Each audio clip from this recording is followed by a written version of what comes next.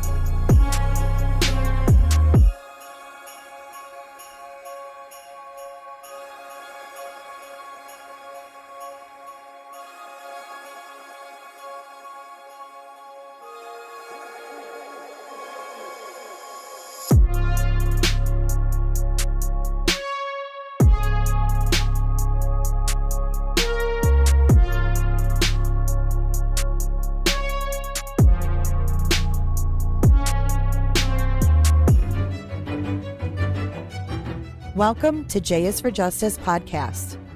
If live breaking news and following true crime is your thing, then please consider subscribing to my channel.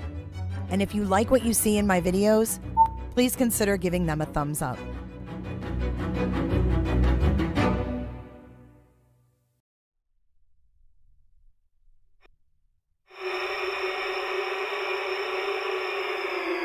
Oh shit.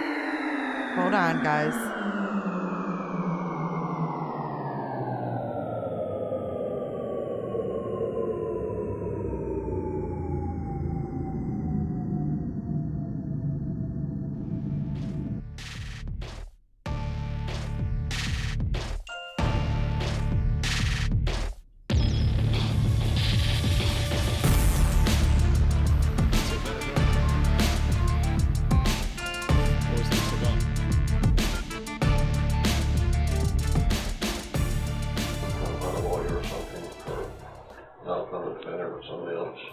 So is that a joint?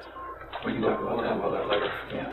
Or is it a So cigar? like from when you got her into bed to when you put her in the trunk, how long a time was that?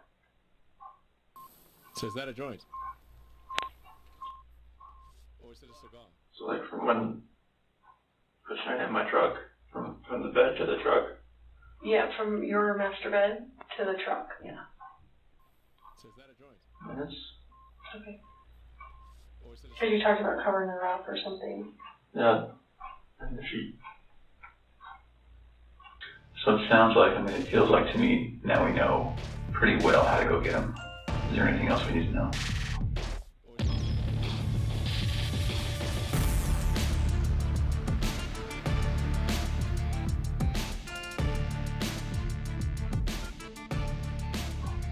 About how to get them? Yeah. Does someone have to climb up to the top and unscrew something and then lower something down to get them? They're like, it's just a hatch on the top, and they're like 20-foot tanks. I asked him if there's any chance that the nanny cam could have recorded Shanann doing what she did. And then we were just getting into, what Chris thinks about why she snapped. He's just saying distress from knowing about the other girl. Knowing, but she didn't really know, right? I mean, in her heart, she knew. She just wanted me to admit it.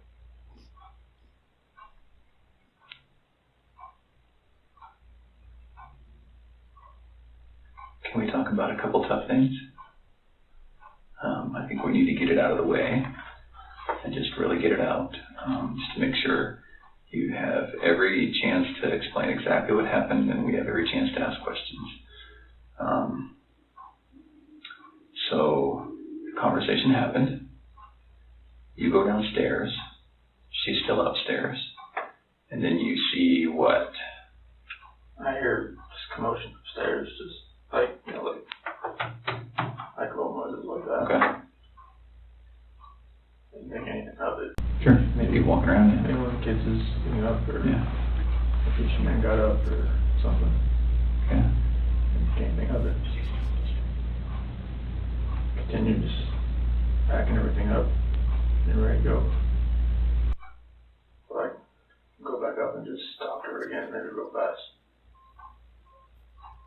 And go into their room, her master bedroom. She wasn't in there. Okay. You went there first? Yeah. And why did you go up again? Just to go up and talk to her again. Okay. So it's not as though that noise made you run up, you just stopped? No, I didn't.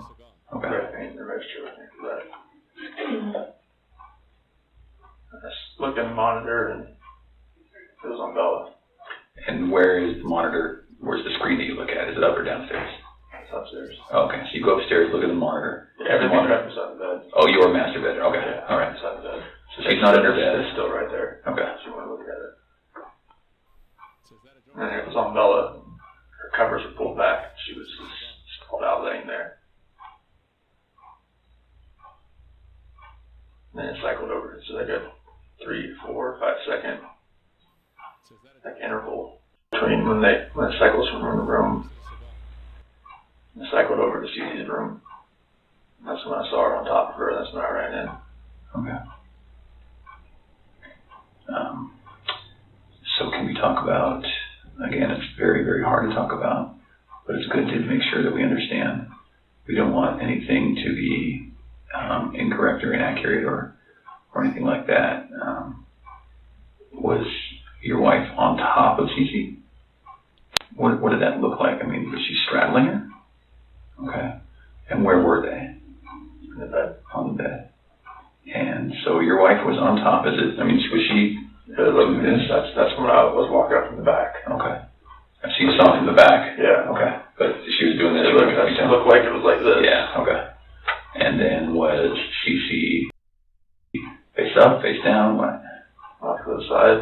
Oh, she was laying on her side. Okay. And that's when I pulled her off. And okay. She was limp and she was blue. Okay. There's no movement at all. Oh, she was limp and blue, or limping and blue? Limp and blue. Limp and blue. Okay. It's like her body was like. Right. You pick her arm up and it just falls. Okay. And then what happened? I looked at her and I just got on top of her and. You got on top of Shanann? Did the same thing. Okay. Did you have to knock her down? No. She was already on the ground? I just pulled her off on the bed. And kind of one movement? Yeah. Okay. So it's not as though you I didn't pulled her off? No. Like I went up, pulled her down and did that. I didn't know. I lost it. Sure. Okay. So Shanann was laying on the ground? On the bed. On the bed? Yeah, like when she was on top of the seat, I saw what was happening. I pulled her, went down. I was on the bed. How big was the bed? What kind of size is it? Full, clean, you know? I think it's it's probably a queen of some sort. Okay. I have a picture of this somewhere, I think.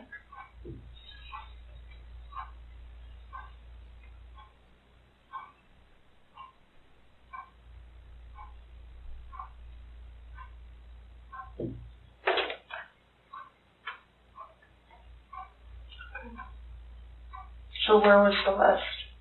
In the She was all the way up to the top. To the top? Yeah. And I went in and pulled Shanann down. It was a crossways. Like So she was laying this this way. As I was.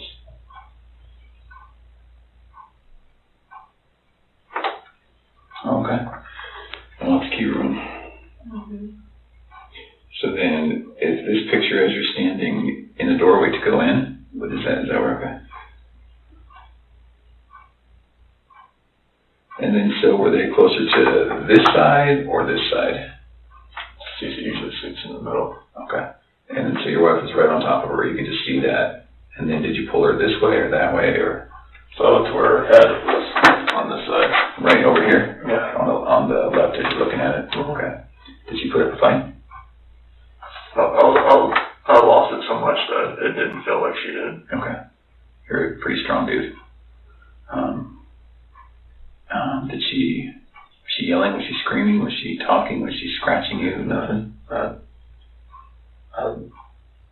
didn't even feel, I just felt such anger that nothing, I didn't feel anything. Okay. All right. Like if she did, nothing's on me. Was it quick? Was it slow? Was it? I was so numb, it felt like it was over. Fast? Over fast? Okay. Felt like Is it possible her neck's broken? no. So Okay. I've never broken a bone, so I don't know. Okay. All right. Was it a choke like this, or was it like a headlock? A choke. Okay. All right. Can you put your hands out like you had your hands? Like that. Like that? Right. And your wife, you saw her with one hand or two hands? I just coming from the back, I couldn't really tell. I don't know, she was on top of her. And the monitor's not color, it's black and white. Well, Yeah. nighttime it's black and white. Okay. When it's dark. Because you went up the stairs, right, to talk to Shanann again? And then, did you think it was weird that she's not in the room where you left her?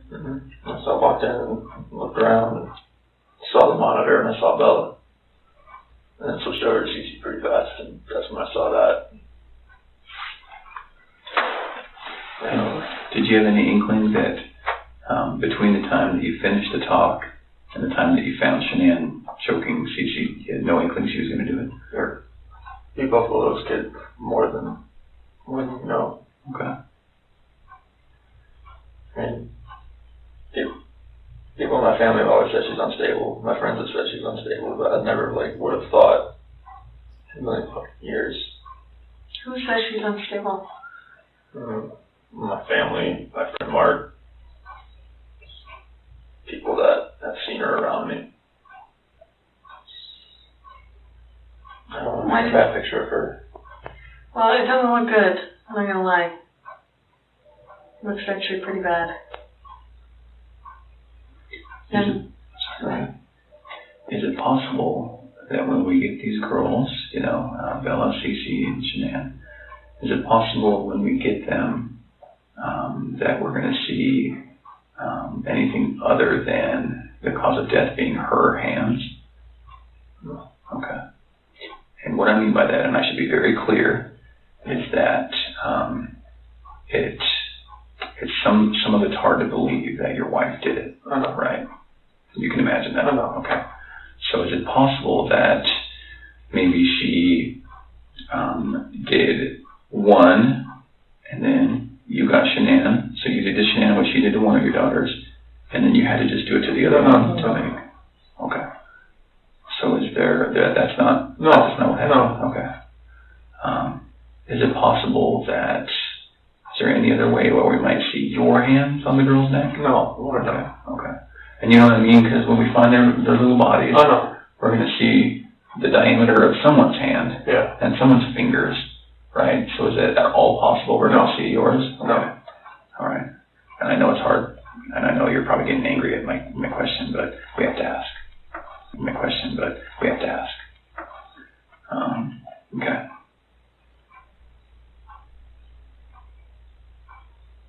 What do you think of that, Chris? Let my family down. Let my dad down. Let my mom, sister, nephew, nieces, friends, co-workers. Everybody.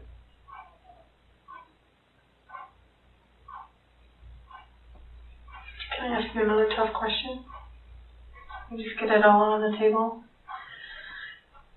When you see Shanann choking, strangling Celeste, and you get her off of Celeste, did you think about calling an ambulance? How come? I see you laying there blue and limp. Mm-hmm. I mean, I've never seen something like that in my life. I mean, she just like lay over, like nothing was moving at all, no gasp of breath. So, she was totally just blue. So Chris, doing this job for a long time, I know. I know a lot about psychology and as far as like what people are thinking. And most parents will never even want to fathom that their kid is dead. Even if their kid's stiff, blue in bed, I mean stiff like been dead all night, they still call an ambulance to see if someone can revive their child. And when the ambulance gets there and they're like, gosh, their kid's been dead all night, like there's nothing we can do. The parent's like, why are you not doing something? What are you talking about? So that's what we're used to. So that's why I want you to explain to me like what was going on in your head and the rage that I felt for what she did. It just took over. She caught you. But you see that? I understand. Chris. I see where you're coming from. Most parents would still try and call. I see where you're coming from. Yeah. I would hate for Shanann to get a bad rap if she didn't have anything to do with it. You know, it's not fair. I know. It's not fair. Like, enough bad stuff has happened. I know. Like, we need to stop the bad stuff from happening. So, you want to tell me the truth? That is the truth.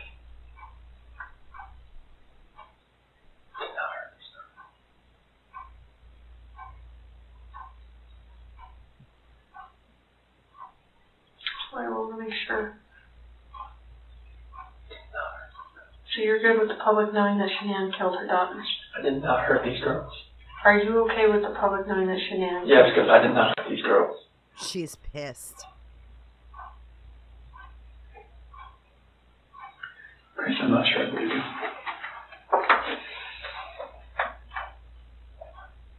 I don't think you meant to. I don't think you meant to. I didn't hurt them. You didn't save them either. You know? I know that. I know that. So that doesn't make sense either. None of this makes sense. Nothing like why she would be there. I know this makes sense. Why she would be there? That has always bothered me, though. Are you sure Shanann didn't catch you in Celeste? No, my God, no. Chris, you can imagine that we're pretty cynical in our jobs, right? And tonight we've had to talk a lot about a lot of things. And don't get mad, but what it looks like is that... Don't get mad. You found a new life, and the only way to get that new life was to get rid of the old life. And I think that you killed these girls before their mom came home, and then killed Shanann. And that's what we're kind of left, that's what we have to believe, because it just doesn't make sense. I mean, to her point, if I walked in and my kid was decapitated, I'd call an ambulance, right? So knowing there's no hope. It just doesn't make sense. It just doesn't add up. So either you're this monster who says, I just want this young, hot girlfriend, so I'm going to kill everyone and hope it works out, or something. So I think we're very, very close to the truth, but not quite there yet. So if you're not that monster... I'm not a monster. I didn't kill my babies. Okay. We're going to prove these are all lies, guys. Chris Watts. Tell us what actually happened. I told you what happened. I know, but, we're getting later into the day. About 5 more minutes left, guys. And we talk, then we show you a little bit of what we're working with, some evidence and facts that we know, and then we kind of get our way to the truth. Just the truth. Okay. Everything I've told you. Truth. So what's going to happen when their cause of death comes back to you for the girls? It's not going to. Okay. You sure? I'm 100% positive it's not going to come back to me. Who's it going to come back to? Shanann was on top of Cece. Okay. What do you want me to say? I just want the truth. That is the truth. And then what about Bella? Bella was laid out, sprawled on her bed. Okay. And I saw Shanann on top of Cece, so I ran in there. Okay. And what happens when a coroner looks and says, sees your fingerprints on her neck? It's not going to be my fingerprints. Okay. What is it going to be? It's going to be Shanann's. For sure. Well, we don't know about Bella, right? We don't know about Bella, it's just, I didn't see Shanann on top of her. Okay. That's the commotion I heard upstairs. Yeah, I'm assuming. Okay. Why take their bodies out of the house and bury them? I was scared. I didn't know what else to do. Okay. Nothing was gonna, I didn't know what to do. Yeah. I honestly didn't know what to do. Scared of what? Scared of what everything was gonna look like. My 2 babies were gone, Mm-hmm. and I just did that to my wife. And I was the only one left in the house. What do you expect is gonna happen? Yeah. It did look bad, right? This was a nightmare. Yeah. Okay. I just think as many problems as you've had with Shanann, at the end of the day, she seemed like she was a pretty good mom, right? I was a pretty good dad as well. You never really know a person until you don't know a person. Nice response.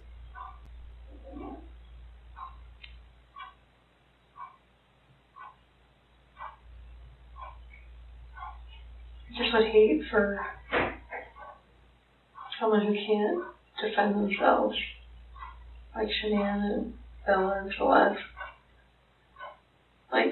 If you're not being truthful about who took their lives, that's on them too. I know. And you don't want to do that to them. I'm not doing that to them. I'm just saying. I'm not doing that to them.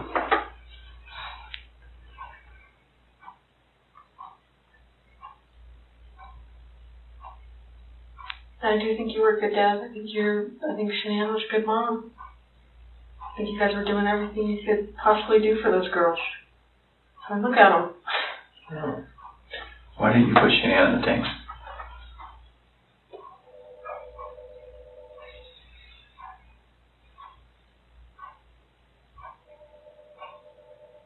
I didn't know what else to do. How far down is she? I don't know, 2 feet maybe. How long did it take you to dig that? No. 2 feet. Give me an idea. 20, 30 minutes. Does anyone ever go up this ladder and look in tanks? Mm-hmm. So how are you gonna avoid that? Or is it you that does that? Anybody that goes to the location. How often is that done that those tanks are checked? Depends if they're making enough oil or whatnot. Once a week, maybe. So do you want someone to find them? I didn't know what else to do. That was the location I was going out to that morning. Anyway. And I didn't know what else to do. So you weren't thinking that far ahead? No. Okay.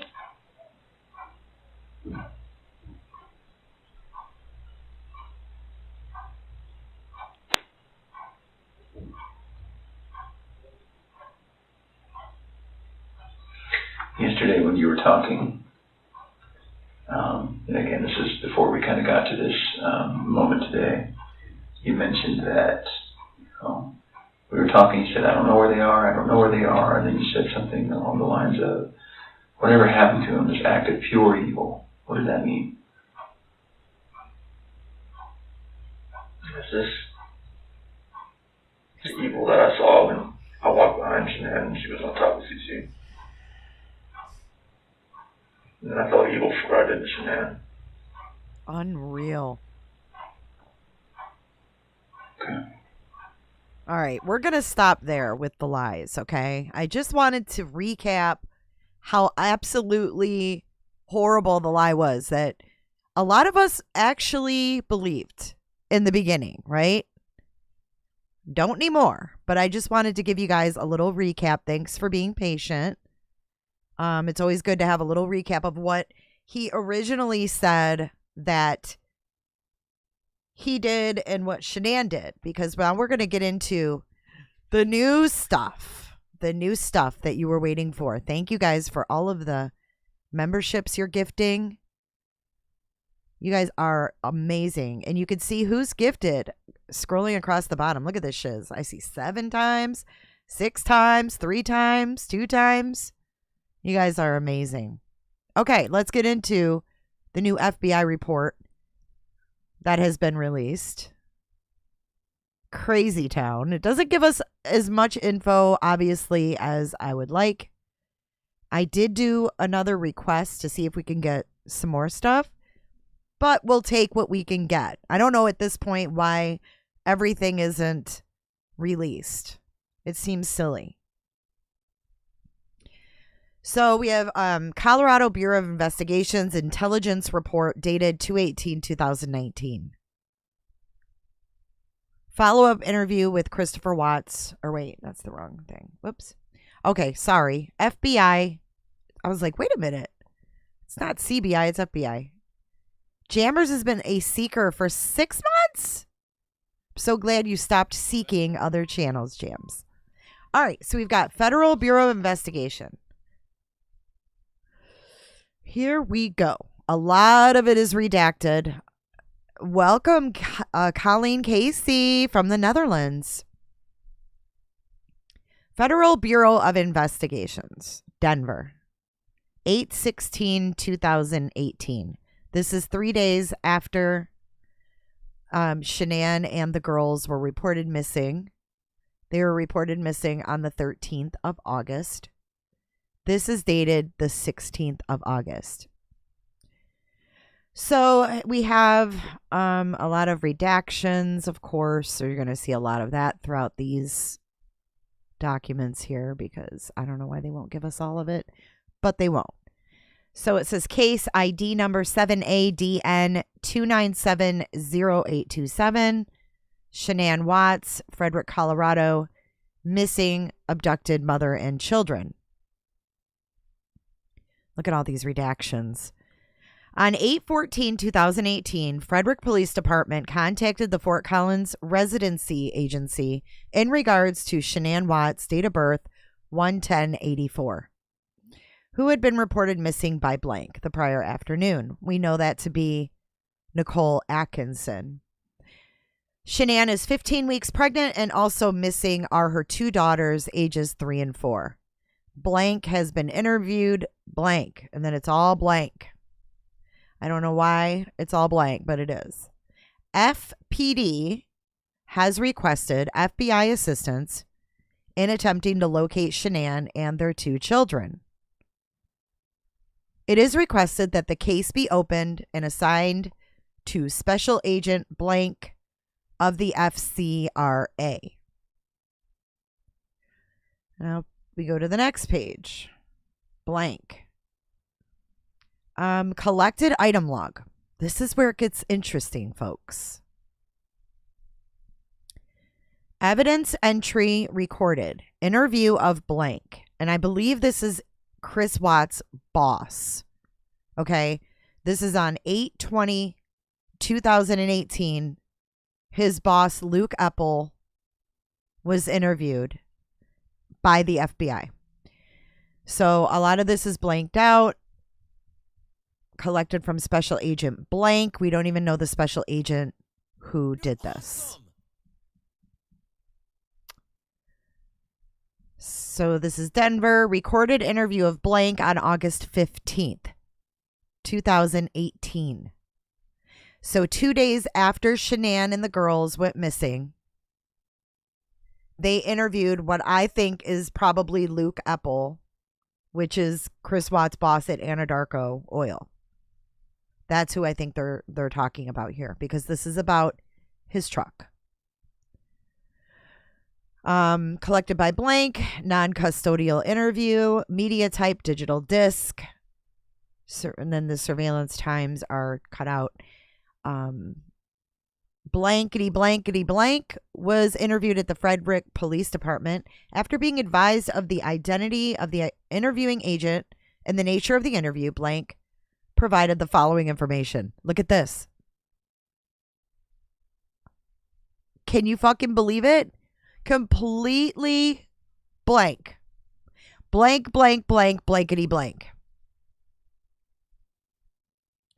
On 8/15 in Frederick, Colorado, in person.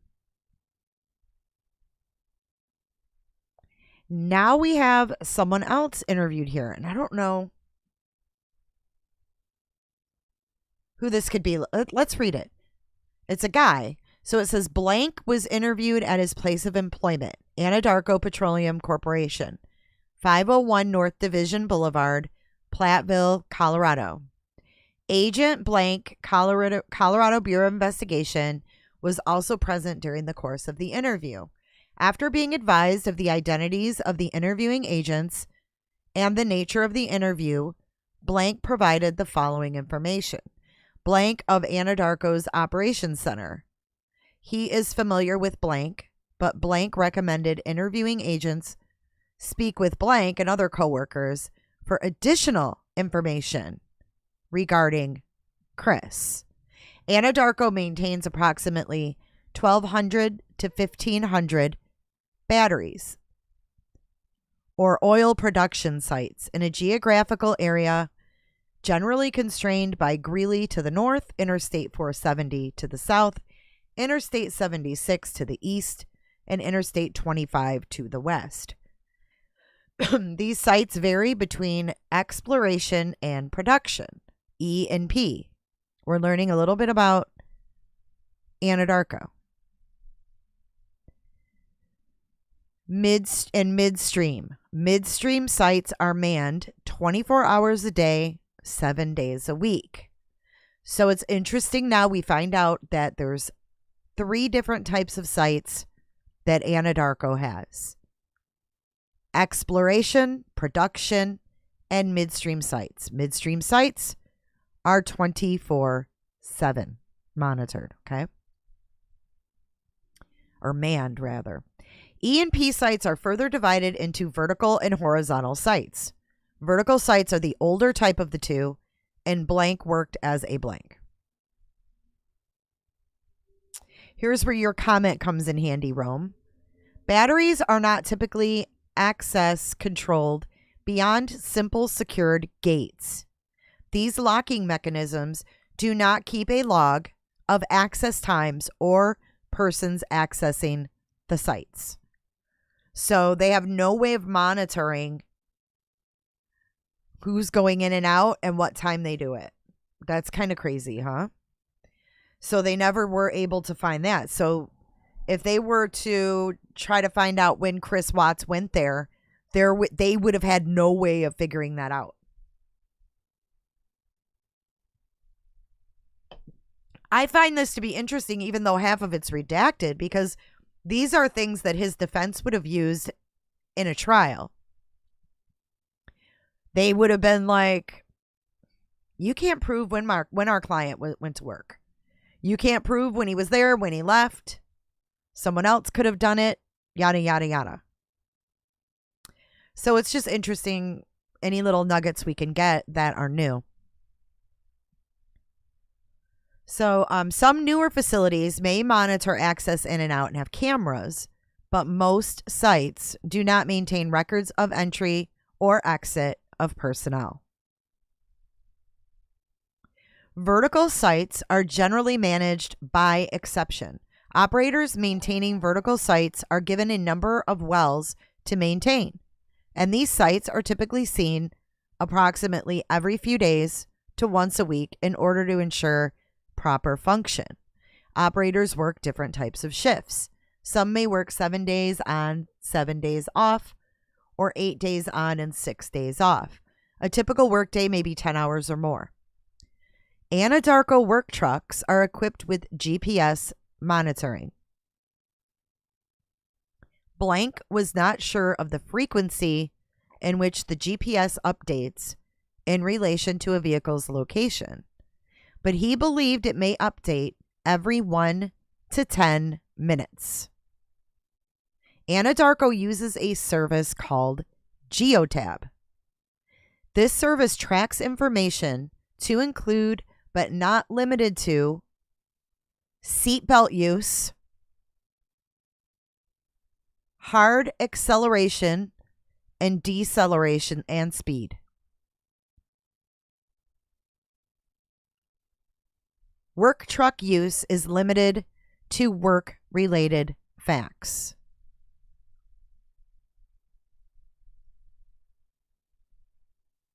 Or tasks. Operators also utilize a messaging application called Group Me to send and receive messages to other crews and operations center regarding tasks, locations, and other work-related information. Group Me is typically accessed by employees' work telephones. Okay, I'm reading some of your comments. I see what you're saying. This is an old case. This case is old. This is new. This was never seen before. This was never heard before.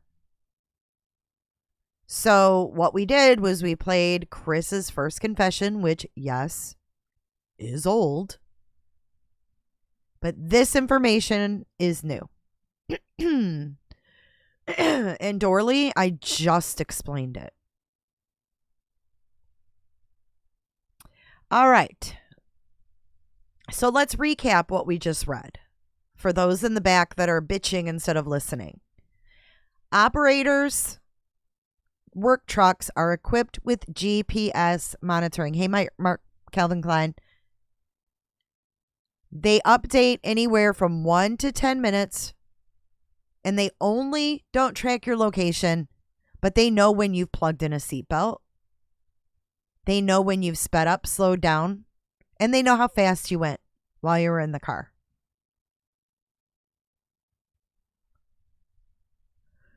Operators also utilize the messaging application called Group Me to send messages to and fro. How I would love to see Chris Watts Group Me messages.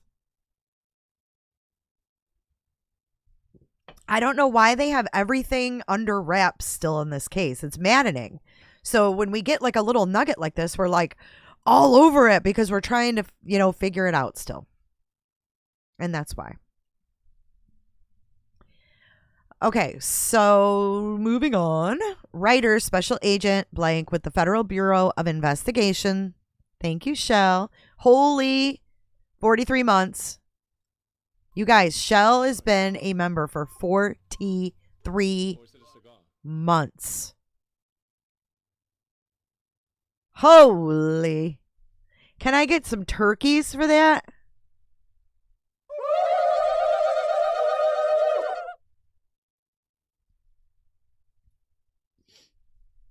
And Jesse Jean, True Crime, I couldn't have said it better myself, so I'm just going to pin your comment and let everyone read it themselves. Jesse Jean, you're so right. Every case is relevant. Do you want to know why they're relevant? because they have victims attached to them. So it's relevant in our world here. So sit down, shut up, and hold on. We're moving on. Roro causing pawpaw. Roro. Who was Roro? Writer, Special Agent Blank with the Federal Bureau of Investigation is Computer Analysis Response Team. CART Tech certified. I want to be CART Tech certified. Can someone I want to do that. And is digital extraction technician trained. On 8/15/2018, FBI Special Agent Blank requested Writer respond to Blank to assist investigators with an internet service provider router. Remember the Watts router? We never knew. We never knew what happened to the router. On 8/15/2018, 2 days after they went missing, Georgia dog, go to work. On 8/15/2018, FBI Supervisory Special Agent, I already read that, to assist investigators with an internet service provider router. Writer was advised the router was a Netgear 9N900. While responding to the residents, FBI computer scientist Blank downloaded a manual for the Netgear 9N900 from Netgear's website and emailed it to the writer.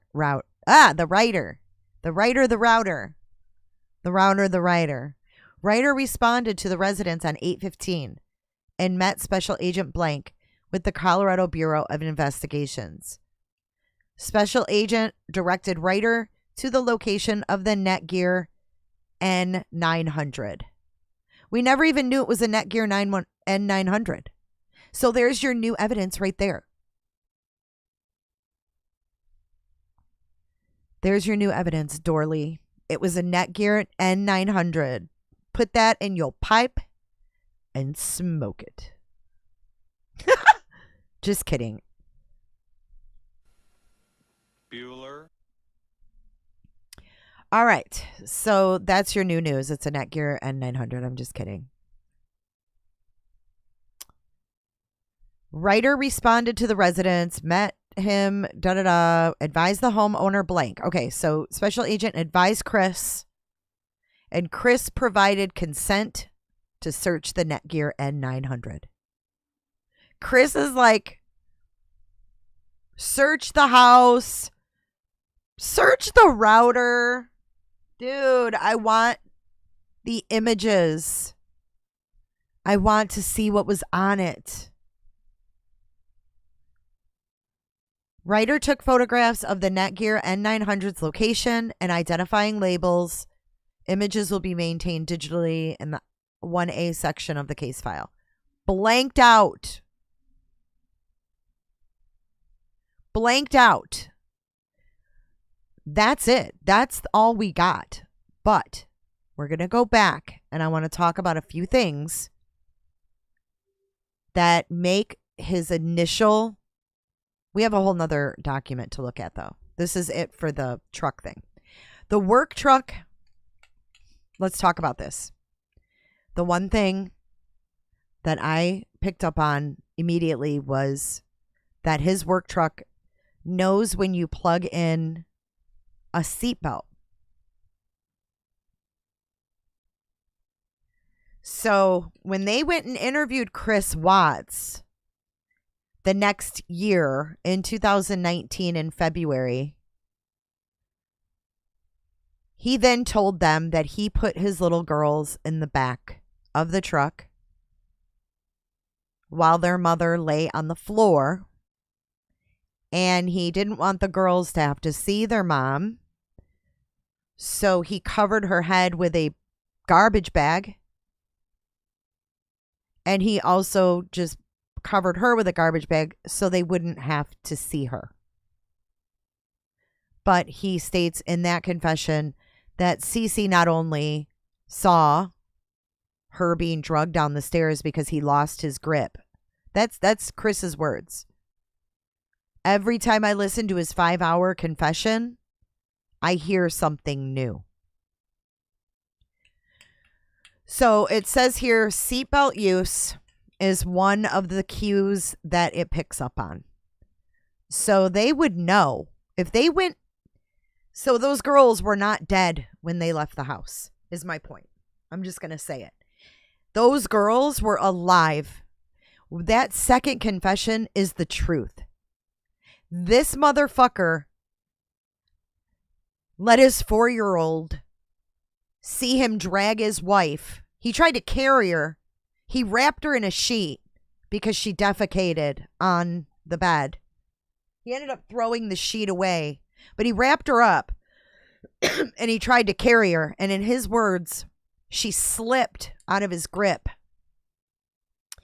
And when she slipped out of his grip, he proceeded to drag her down the steps. Thump, thump, thump, thump. And then he states in his own words that he believes that's what woke up little Cece. Right? Because Bella woke up from the fighting. Bella woke up and saw her mother laying there dead with her eyes open, bloodshot. He also said her eyes were bloodshot. Shanann's were. That's what little Bella saw. And it just absolutely makes me sick. So then you have him dragging Shanann down the stairs. Each stair wakes up little Celeste. So little Celeste gets up. Bella's up. He's putting her in the truck. And he said that his little girls walked around the house. They were just walking around aimlessly. And I sat here and I listened to it and I was like, what could those girls have possibly be doing? I picture a 3 and 4-year-old. I picture a 3 and 4-year-old in a home because Bella was really smart and really had, good intuition. And he kept telling her, oh, mommy's going to be okay. You're dragging her mom down the steps and there's a thump every time. And that little girl knew her mom wasn't okay.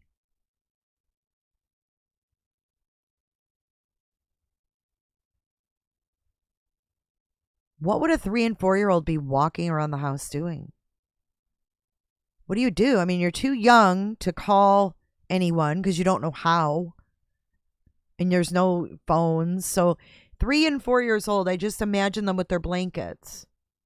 Because they had their blankets. That was their security, were their little blankets. Right? So, all right, let's get into our next thing. Why didn't the dogs alert? Because he didn't kill them in the house. He killed them like he said he did. And we're getting into that now. But I really believe that if he had not taken those girls and amazingly probably buckled them in. Here, you're about to unalive your whole family. But he probably buckled them in the back.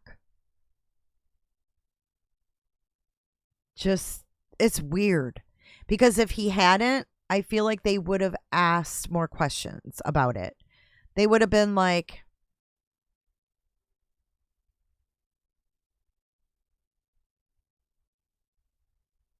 I don't know. They would have been like, did you not buckle them in? I mean, I just feel like it would have been brought up because they couldn't tell a whole lot. All they could tell was that he had seatbelt use, hard acceleration, deceleration, and speed. But GPS monitoring as well.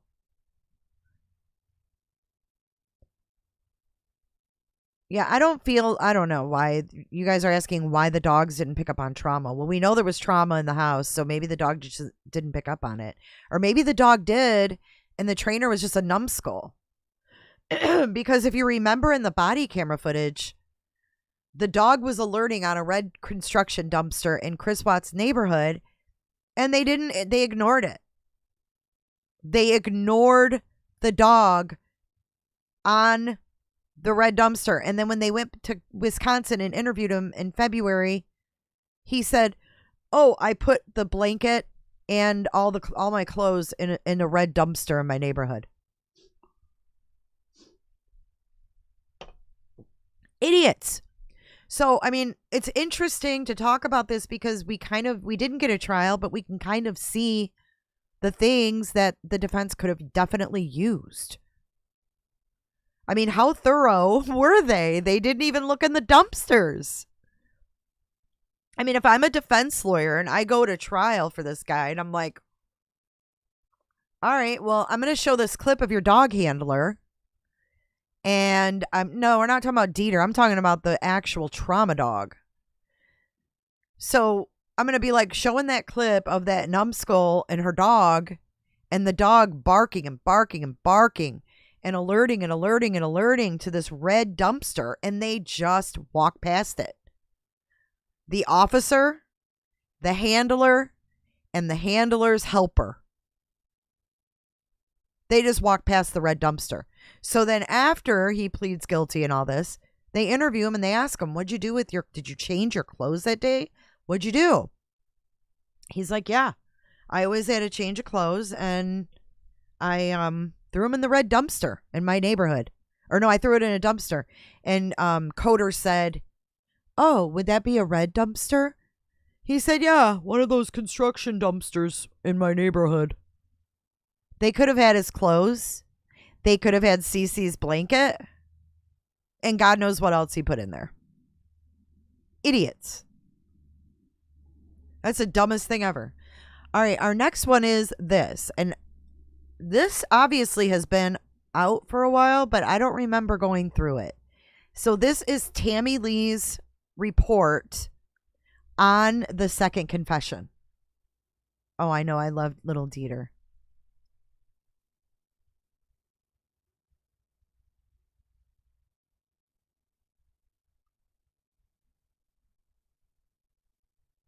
Oh, yeah, Anna, that's right. When he's doing the front porch interview, that dog was going crazy.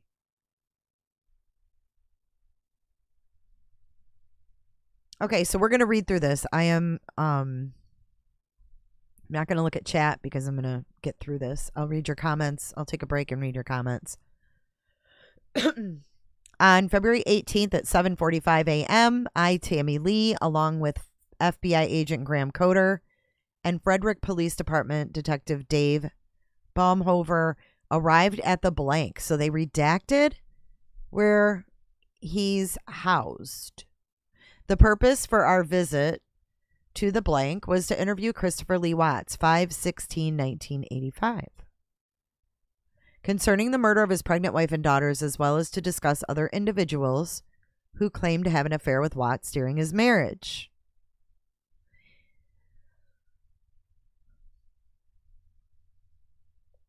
So let's scroll down here. On February 18th, 2019 at 7:45 a.m. Oh, we already read that part. Okay. The purpose for our visit was to interview Chris Watts. Here we go. In addition, information was provided during the investigation to suggest Watts may have had additional affairs during his marriage to Shanann with a man named Trent Bolt and a female named Amanda McMahon. Watts was unable to be interviewed about Bolt and McMahon prior to being moved out of the state by the Colorado Department of Corrections. So they also say in their second interview that, like, we're here because that went so fast and we didn't get a chance to ask you any questions. So Chris was really shuffled out of there. Upon arrival to the prison, we were escorted into a large open room, which the staff referred to as the computer room. The room contained empty cubicles with chairs, no computers, which lined the walls. We activated our covert digital recording devices and also used several covert video recording devices. They have video of the confession. I want to see this. Why can't we see it? Why can't we see the video of Chris Watts' confession? I don't get it. Watts was brought into the room a short time later, and we asked him if he remembered us. Watts looked puzzled for a brief second and then indicated he recalled who we were. We asked Watts how he was doing, and he said good, and asked how we were doing. Yeah, let's unpack Trent Bolt, Mark Klein. Why would they want to ask him about that unless they believe Trent Bolt? Why would they, if they didn't, believe Chris Watts, why would they even ask him about it and travel to Wisconsin to do it?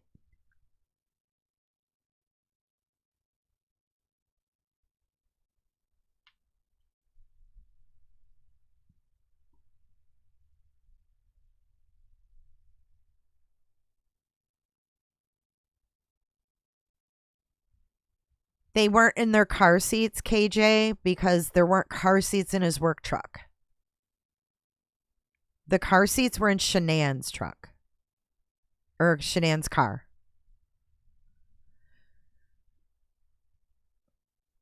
Watts looked puzzled for a brief second and then indicated he recalled who we were. We asked Watts how he was doing, and he said good.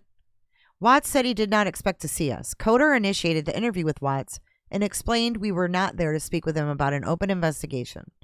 Coder explained to Watts that his life and situation was unique, and we wanted to fully understand what happened.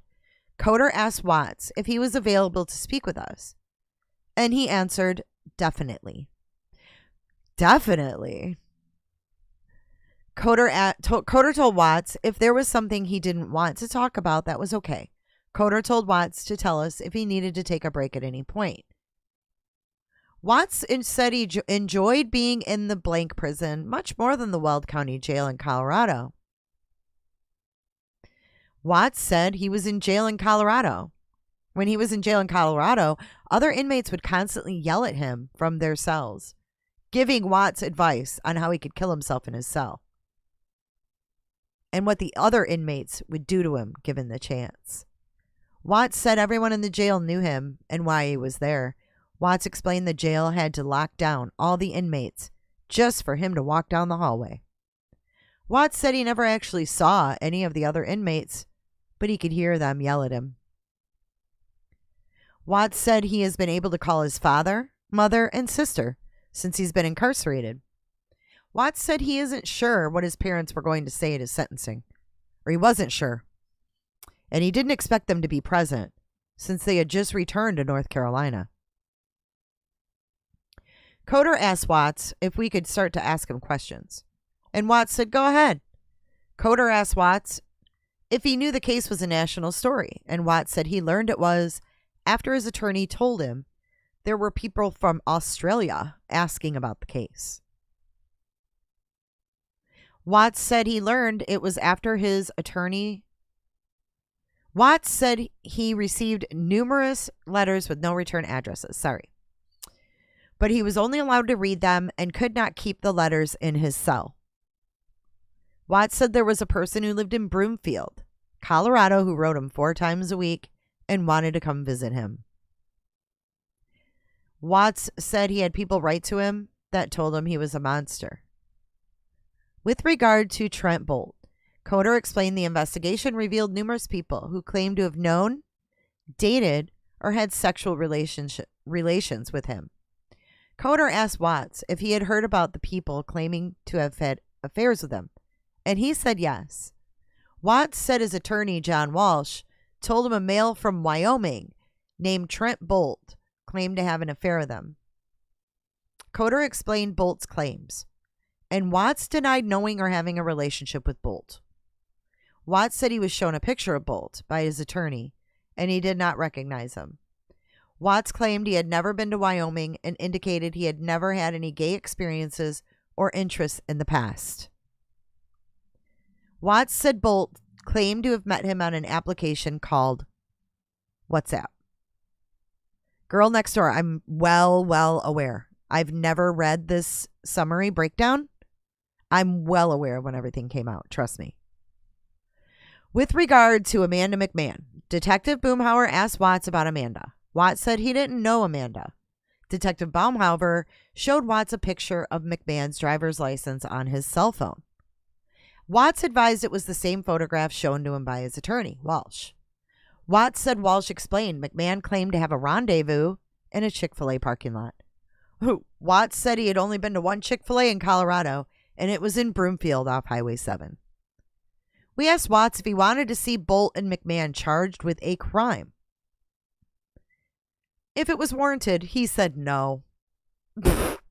I'm sure he wouldn't, because they'd probably be able to prove that he communicated with these two. By the way, I don't think those two people were lying. I do not. Watts said there are always people who take advantage of situations, and they, Bolt and McMahon, need to look into themselves and figure out why they did it. Yeah, because that's normal. That's a normal reaction. When you have a dude saying that he had sexual relations with you, that's normal. He needs to just look into himself and figure out why he did it. Okay.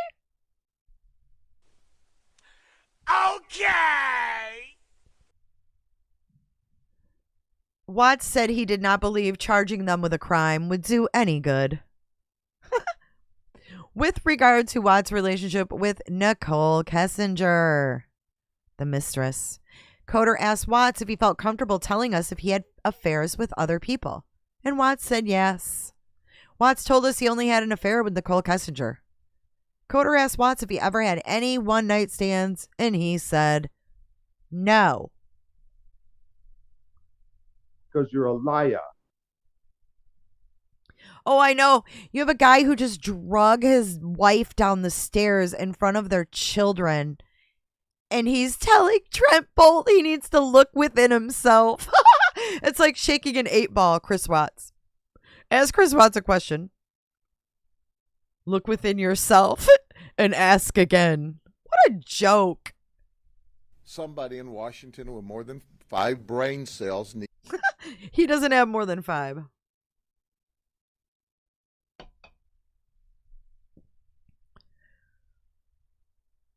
Around June 1st, 2018, he met Kessinger at Anadarko. He had a gas meter that didn't work and took it to Kessinger to have it fixed.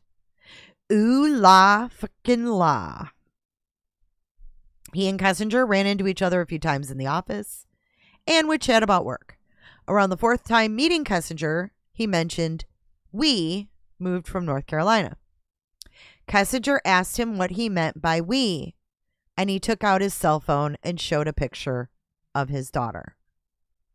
And if you say this isn't new, another time you're going to lose a testicle or a titty.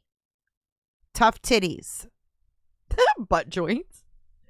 You're going to get a butt joint from Chris. So there's a lot of butt joints that we have to cover. And I'm like, Dudley, let's do butt joints together because I don't want to have to do them all by myself. I forgot how frustrating this case can be. But I am gently reminded by each and every comment that I read. Gently reminded. Criminy. Okay.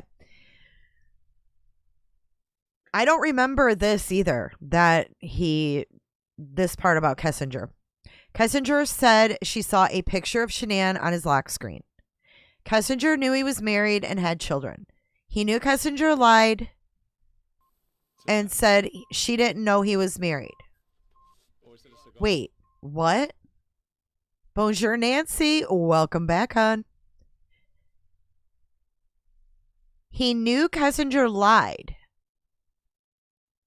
What? I never saw this. I never have seen this. It's so different in writing versus listening with that horrible audio. Let me make this bigger so you guys can see it. I'm going to go off the camera for a few while we read some of this. Because I want to stretch it. I want to stretch it over. Okay. We're going to do some stretching.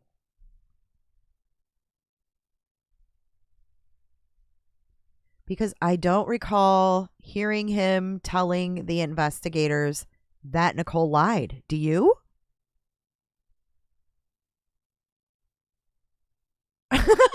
Jammer's daughter just said butt joint? Yeah.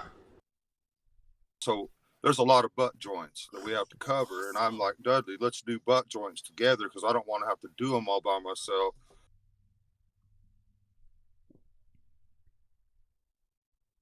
Look at Streamlabs coming in hot with a Merry Christmas. I didn't tell it to do that. Dude, my Streamlabs is literally AI. It's never said that. Whoa, that trips me out because my Streamlabs is supposed to be programmed by me. Like, I'm the one that types those in. Who did that? Stop. You know, after that incident, I got rid of that soundbite altogether. I don't even have it anymore. Can we do a poll? I want to know if any of you guys remember this. Dudley's butt joints. Okay. Do you remember Watts saying Kessinger lied? Because I don't remember that part. Oh my God. Hang on, I've got to go shut my door. The dogs are about to go nuts.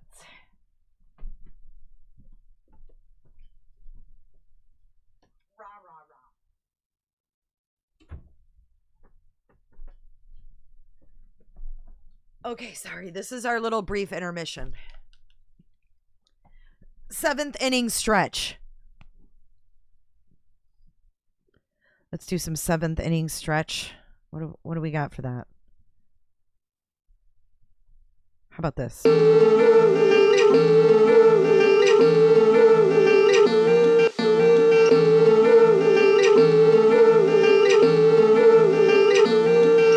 Okay. All right, break is over. Let's get back to business. Answer the question in the poll if you followed this case, because I do not remember him telling investigators at any point in time that Kessinger was a liar. So get your answers in and let's keep going. Kessinger knew he was married and had children. He knew Kessinger lied and said she didn't know he was married. Kessinger was trying to save face. Save face? From who? These are the questions I have. Who was she trying to save face from, Chris? Oh, Lord, potato, help me. No, Streamlabs has to be cut off. He has not talked to Kessinger since his arrest. He hopes Kessinger hasn't. Like, why would he even say this? Dude, I think there's some little truths in this. Tell me what you think about this. He says he hopes that Kessinger hasn't written to him in a different alias that he does not recognize.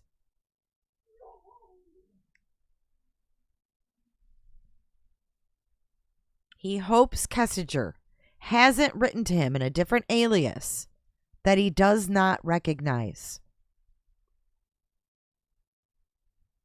Why would he even say that? Oh, I hope she hasn't written me under a different name. Why would he even think that? Like, you wouldn't even say that unless she actually did it. He's so dumb. He's so dumb. I totally think that she's written to him since he's been incarcerated under a fake name.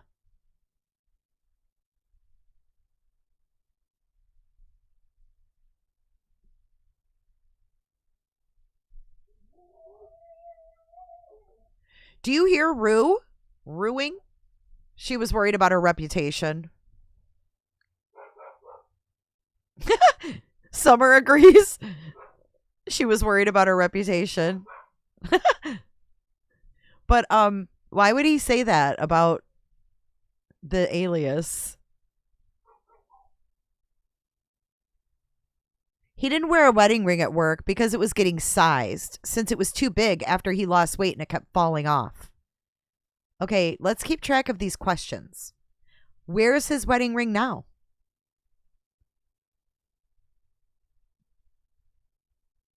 Where's his wedding ring now? If it was getting sized, did he provide the jeweler who was sizing it? I mean, these are little fucking stupid things, but they matter. Because he said he didn't wear his ring to work because it was getting sized. So I have a hard time believing that he was concerned with going to the jeweler and getting his ring sized when he was having an affair and he didn't want to wear it anyways. Was his wedding ring what Chris went in Shanann's vehicle for and took out of a cup holder? That's what I'm wondering. Where is his ring right meow? Was it white gold? Did they pawn it?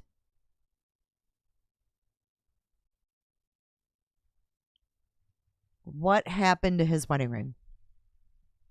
Kessinger texted him one day when he was working in the field, and their text messages to each other continued. One day he said their messages went to a different level.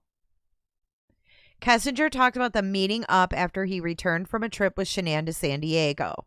He went to San Diego June 22nd through 26th. After he returned from San Diego, him and Kessinger met at a park in Thornton, Colorado. He and Kessinger continued to see each other almost the entire month of July 2018. He initially thought his relationship with Kessinger was just flirting at work. He wished he would have worked more out in the field, so he never got close with Kessinger. When he became a field coordinator, he was forced to spend more time in the office, and he would constantly run into Kessinger. Because what? He couldn't control his penis? He wished he could talk to Kessinger one last time to apologize to her about what happened and what she went through. He didn't know if Kessinger had received counseling or if she had to leave the state due to the publicity of the case. Yes, he does. Kessinger refused to speak to Watts' attorney. He hoped Kessinger had found normalcy with because Anadarko was her dream job. With regard to if he loved Kessinger, he said, "It felt like it was true." He felt like Kessinger pursued him, which was unusual for him. He felt more in control when he was with Kessinger because she would ask his opinion on things and what he wanted to do. He felt like he could be himself around Kessinger, unlike Shanann. The first time he and Kessinger went out, they went to a movie at the Orchard off of 144th. He asked Kessinger if she wanted to see a movie, and she agreed. The movie was sold out. This really sounds like she pursued him. He asked her to a movie. That sounds to me like he pursuing her. Here's another liar for you. I mean, what a dick. Meanwhile, his wife is 15 weeks pregnant. Because you're a liar. Oh, here we go. The movie was sold out. Oh, what a bummer. Were movies actually still selling out in 2018? So they walked around for 2 hours and talked. Because you're a liar. Who thinks they did the nasties in the truck?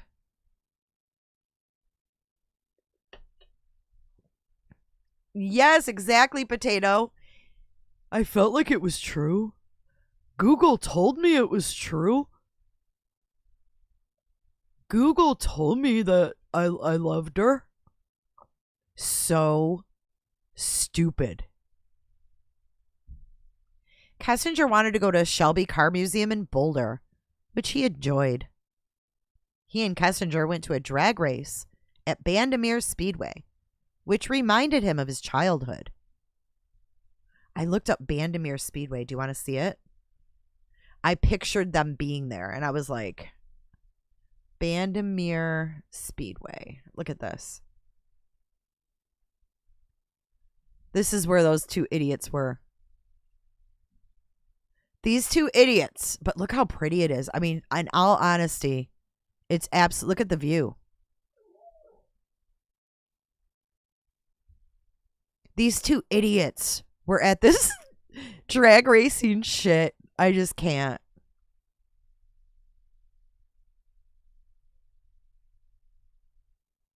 But that was how she roped him in, you know? I mean, she knew how to work it. She knew how to work the Watts. It wasn't too hard. He was like putty in her hands. But this is where they went, y'all. They were hanging out at Bandimere Speedway, and she was acting all interested in Chris Watts and everything Chris Watts. She acted like she just could not live without him, that he was just so interesting and he had so many good ideas that she just listened to all his ideas. Look at, we can get I want a Bandimere t-shirt. Last minute Christmas gift. Bandimere t-shirt. All right, back to our document. He and Kessinger went camping in the Sand Dunes National Park, which he always wanted to do. Every time he opened up his phone and saw pictures of his wife and children, he questioned what he was doing with Kessinger. Well, I'll be damned, Chris. She wanted to go to Bandimere Speedway. That's what you were doing with her? Idiot. He's an idiot. Globalism, I'm just saying, these two idiots, anything they do, it makes them idiots. I'm not saying drag racing people are idiots. I'm saying they're idiots. Those two idiots were sitting there, and she wants to lie to investigators saying, I didn't know he was married. Every time he was with Kessinger, he felt like he didn't think, and there was a blinder in my face. That's his quote. Quote, Chris Watts, there was a blinder in my face.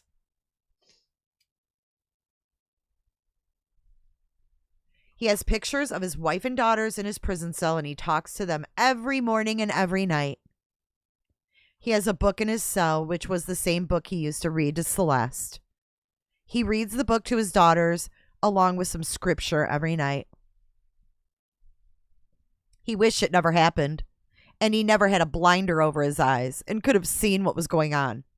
He sounds like he's 5. I had a blinder over my eyes. He stayed at Kessinger's house almost every night. His wife and daughters were in North Carolina. He felt like he didn't have time at home to think about his marriage. He felt like he didn't have time at home to think about his marriage when Shanann and the girls were out of state. He went home after work to work out, eat dinner, and then he would go to Kessinger's house. He slept at Kessinger's house almost the entire month of July.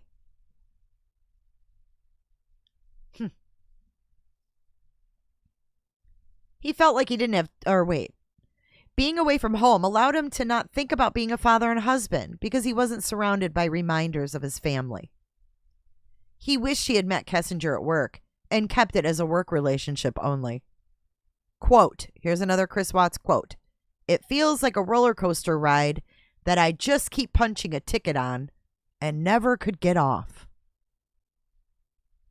Kessinger wanted to have sex all the time. There's another way she reeled him right in. This girl knew how to work it. The girl knew how to work it, and he told her he liked the way her ass smelled. Gross. He never had to worry about saying something stupid around Kessinger. and never had to plan what he was going to say when he was with her.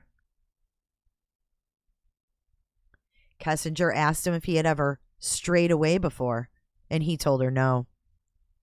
He left out that Trent Bolt, right? Yeah, it's Anadarko's fault, Sincere. Hello, Cheryl. I'm so glad to see you here. Every moment you're here is special to me, honey. So remember that. Kessinger asked him if he ever strayed away. He told her no. He told Kessinger that it felt like she had a leash on him and she was able to tug him away from Shanann. With regard to Watts' relationship with Shanann, Watts explained his first date with Shanann. Shanann said he wasn't her type. Watts said he always had to pursue Shanann and always helped organize her medications inside her pillbox. So here we have the stark opposite, right? He's saying, Nichol pursued me. But he had to pursue Shanann. You know why? Because he was way beneath her. Way beneath her. Watts said he always had to pursue Shanann and always helped her organize her medications inside her pillbox. What a good guy. Watts said he went to Shanann's colonoscopy a few months after they got together, and she told him she knew he was a keeper after he went. So he's just like Kessinger. He did the manipulation on Shanann, and then Kessinger turned around and flipped it back on him. Kessinger and Chris Watts are one of the same. His mother was always, quote, hesitant about Shanann. He was the baby of the family and never had a girlfriend in high school. Hashtag confused about sexuality. He moved out of the house after graduation at 18 and never came back. His sister always moved in back and forth with their parents. He met Shanann when he was 25. 25? The longest relationship he had before Shanann was approximately 6 months. Wow. He is more reserved and, quote, goes with the flow. Yeah, you went with the flow, Chris. He is so delusional, even about himself, the way that he sees himself. Shanann made most of the decisions in the house. Right, because you have the freaking mind of a 5-year-old. She had to. With regard to what happened to Shanann, Bella, and Celeste, Shanann arrived home around 2 a.m. and he felt her get into bed. He felt Shanann, quote, stirring around in bed. And he felt like she knew he was having an affair. Okay, let's unpack it. He felt Shanann stirring around. I gotta come back on camera for this. He felt Shanann, quote unquote, stirring around in bed, and he felt like she knew he was having an affair. He felt like it. No, motherfucker, she probably confronted you. He had used his credit card when he went out to dinner with Kessinger because he didn't have another Anadarko gift card. Do you hear this? What a catch! He didn't have another Anadarko gift card, and he couldn't ask Kessinger to pay. There's no way he could ask her to pay. God forbid. Shanann started rubbing her hand on his leg or chest, and they had sexual intercourse. Watts said he and Shanann had sexual intercourse at approximately 2:30 a.m. He knows this. He and Shanann had sex in the missionary position. He felt like sex with Shanann was more of a, quote, test.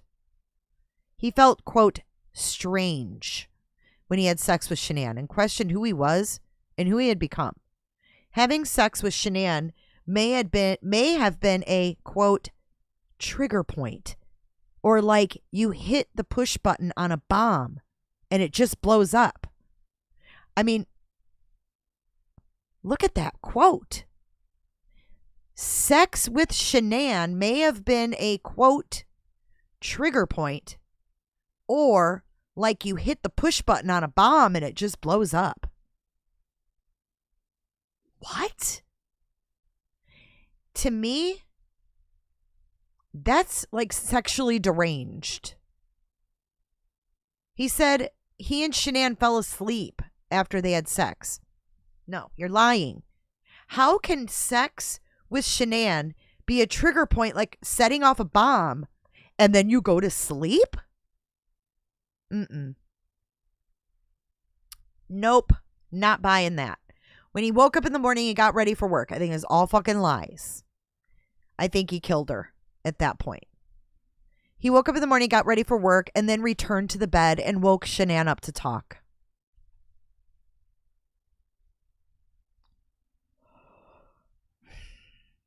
Shanann was sleeping face down. Right, because pregnant women always sleep face down. Dude, did he kill her and then go to sleep? Could it be?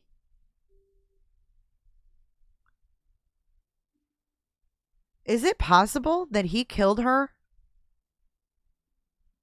and slept next to her until his alarm went off, acting like he didn't do it?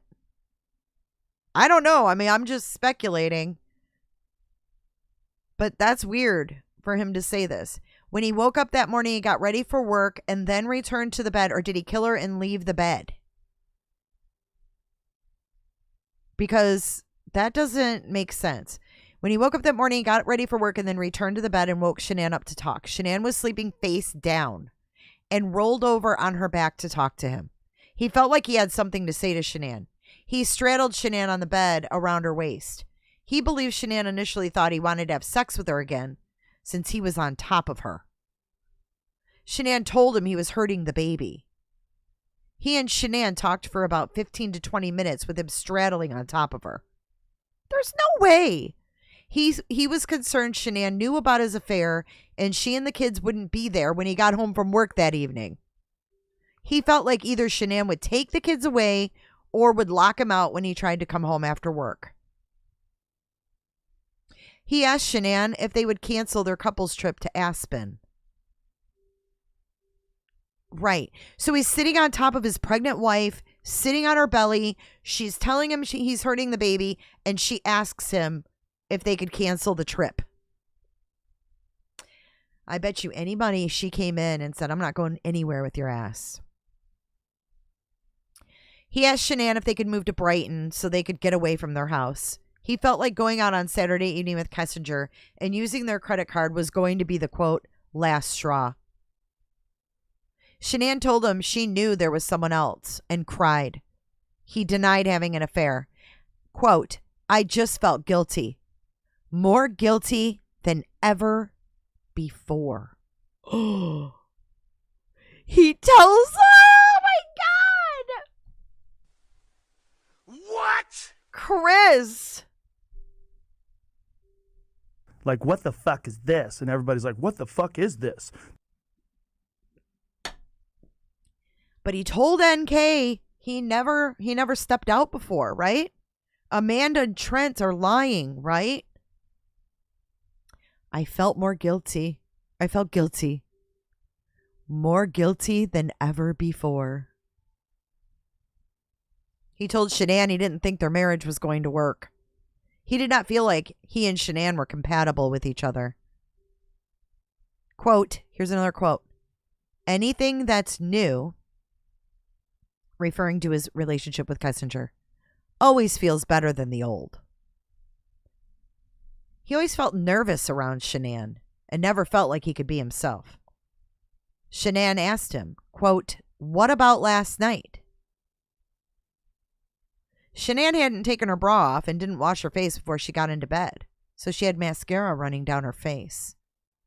He and Shanann's conversation lasted less than 30 minutes. I think that's your key right there, Potato. I think she was dead within 30 minutes of getting home. Shanann told him to get off of her, and she knew he had someone else. He couldn't bring himself to tell her about Kessinger. He told Shanann he didn't love her, and Shanann said, quote, you're never going to see the kids again. You're never going to see them again. Get off me. Don't hurt the baby. He immediately put both of his hands around Shanann's neck and strangled her. Every time, this is another quote.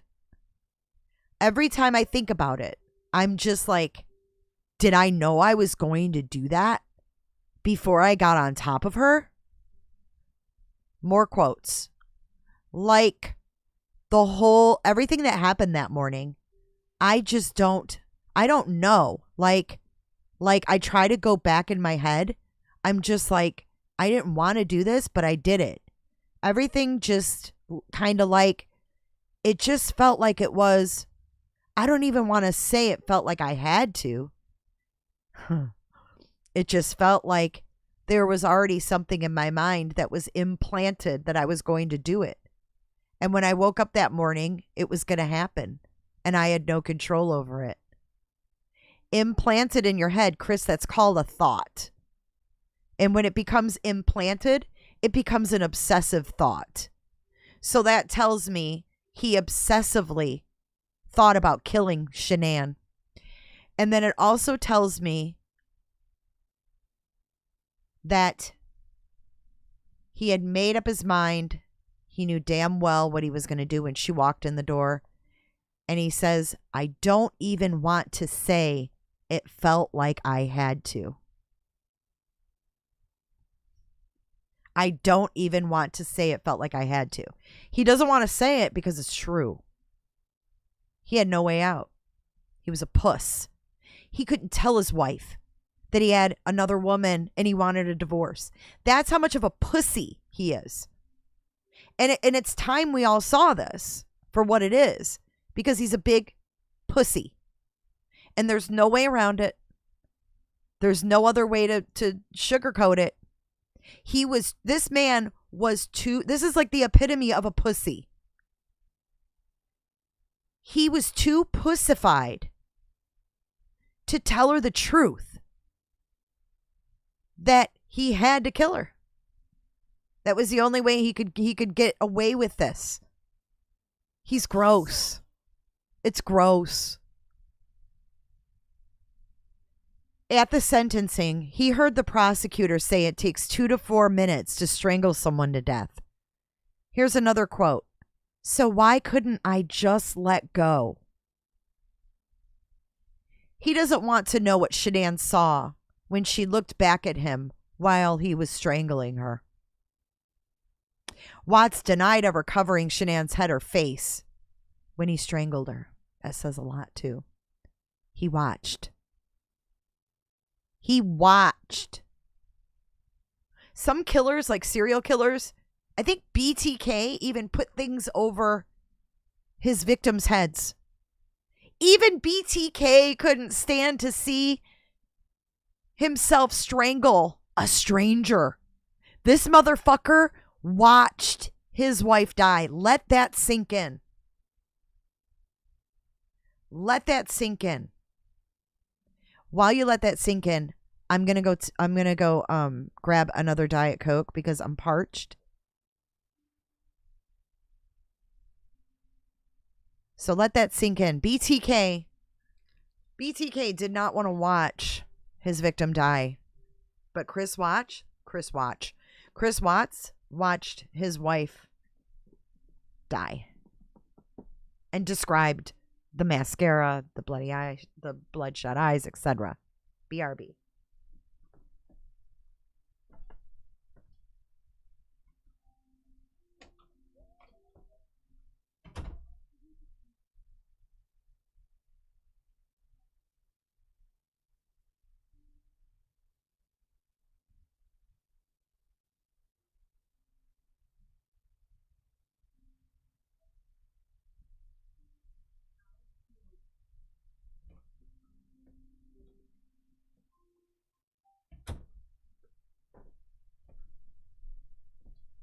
My dogs are out there chilling with some dog TV. All right, thank you guys for being patient.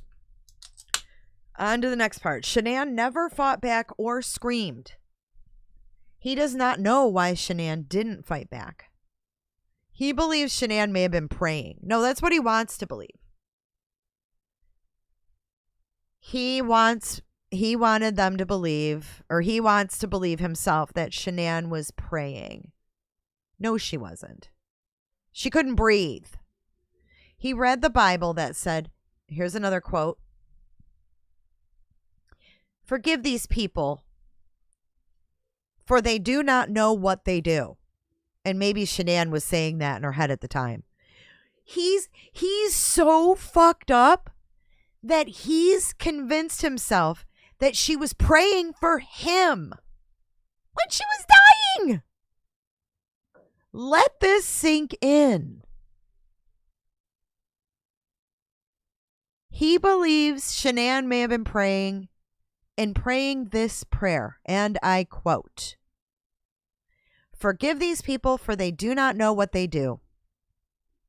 These people, and I know that's a scripture, so let's not read into it. Must be nice to wear shorts in December. I'm bundled up like an Eskimo. We're getting some horrible weather this weekend, guys. We're supposed to have like hurricane, like force winds, tornadoes, water spouts. Yesterday, the water got sucked out of Tampa Bay into the ocean. There's some weird shit going on around here, y'all. And I'm scared for this weekend. Just so you know. When he was asked to take off his shirt so we could check for defensive wounds, he immediately knew he didn't have any because Shanann never fought back. He does not recall Shanann's arm being pinned down by his knees. Here's another quote. "I feel like in the back of my head, that was going to happen. And just like at the end of the conversation, it was just like that's what happened. I just wished I could have let go. Time seemed to stand still, and he saw his life disappearing before his eyes, but he couldn't let go. He saw his life disappearing. He's got his hands around the mother of his children's neck. And he's worried, or he sees his life disappearing before his very eyes.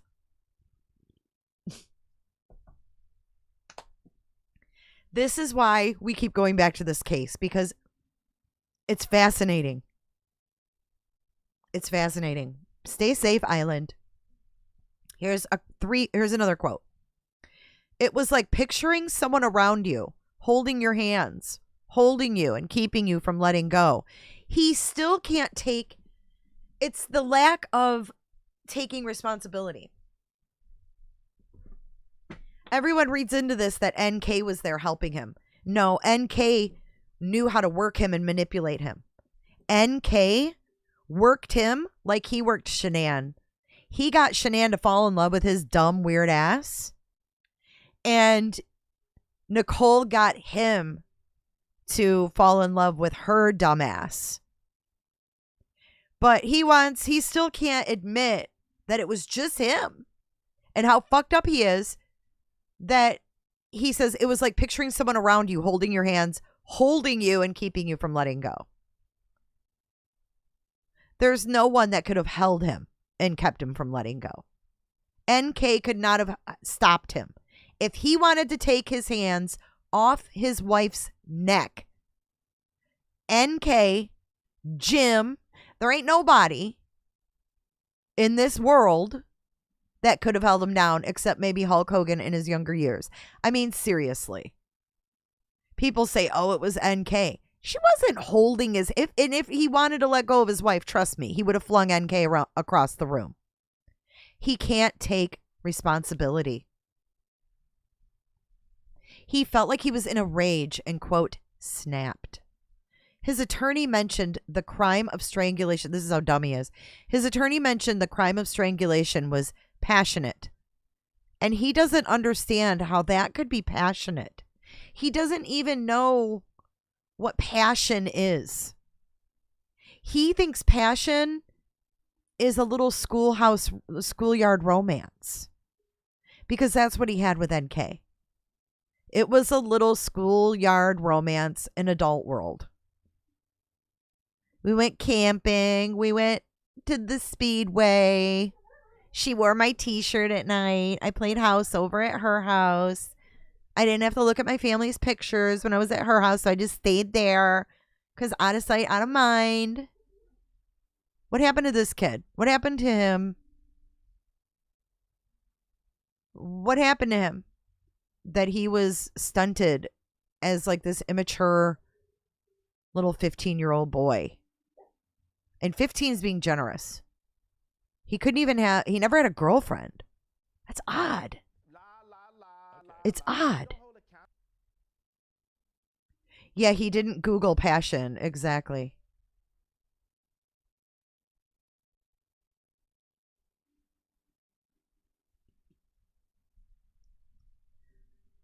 That morning, quote, it was a new type of fight. It was a new type of fight, right? Because your wife knew that you had an affair, right? So it was a new type of fight to him because they probably fought over other shit, but this was a new type of fight. So he's telling the truth there. There was emotion at first, but it was more anger than anything else because there was no love there. White Boy, what's up? My man, White Boy, y'all. Go subscribe over to White Boy Lockdown Radio. He brings some truth to the tubes. Love you, White Boy, and love you, Noel. And check out Damaged Goods with No Regrets. They are some of my good friends. Support my good friends, guys. It's new. It's new old, White Boy. Okay, so here's the next one. This is really sad, actually. This makes me sad. Let's blow this up again. This is where it's just like, wow, what a prick. I think this is a quote. I think it was more anger from me and more like desperation from her. I think of that last photo of Shanann that we all saw where she just looks tore up. She looks tore up. And I'm just so glad that I have graduated past believing this kind of horse shit. I'm becoming more seasoned in true crime, and I think that's a good thing. More anger from me and more like desperation from her. Shanann knew something wasn't right and wanted to fix it. He admitted it.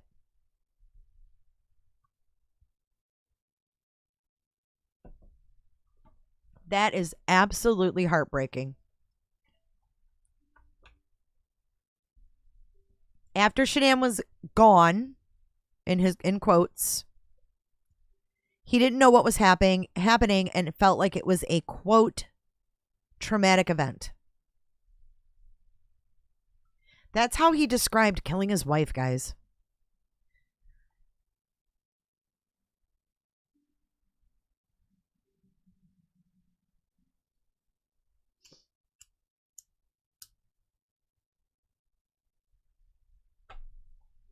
Flick my bick. He felt like it was a traumatic event. You think? He was shaking and didn't know what happened. He didn't know what to do and he didn't know what he had done. He wasn't in the right state of mind and he wasn't in control of his thoughts or actions. People asked him why he didn't call 911. But no one knows what they would do in the same situation, he says.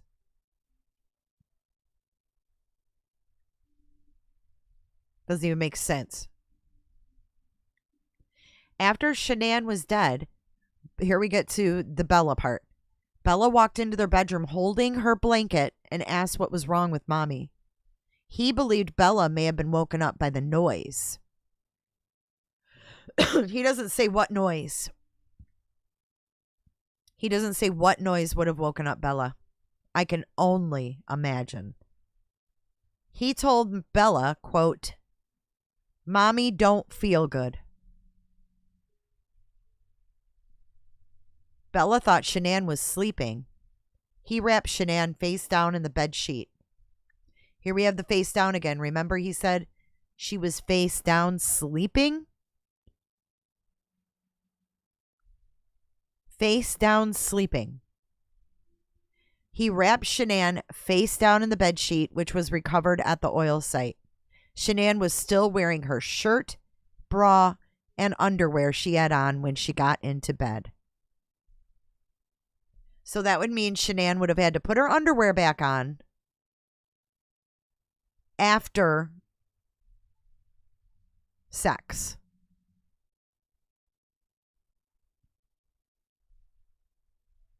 He tried to carry Shanann down the stairs and lost his grip and ended up having to pull her down the stairs. Pulled her. And Ocean Star, yes, to answer your question, yes and yes. Absolutely. His parents didn't kill her. And yes, I did go to the house. Yes, thank you, Potato, for throwing those links out.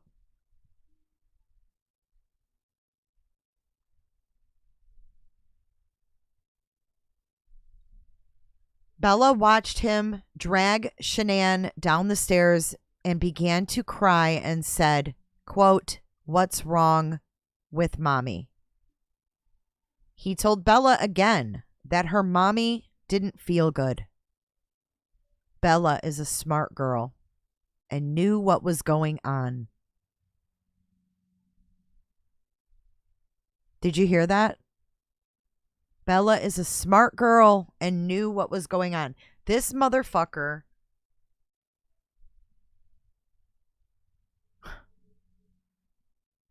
unreal, right?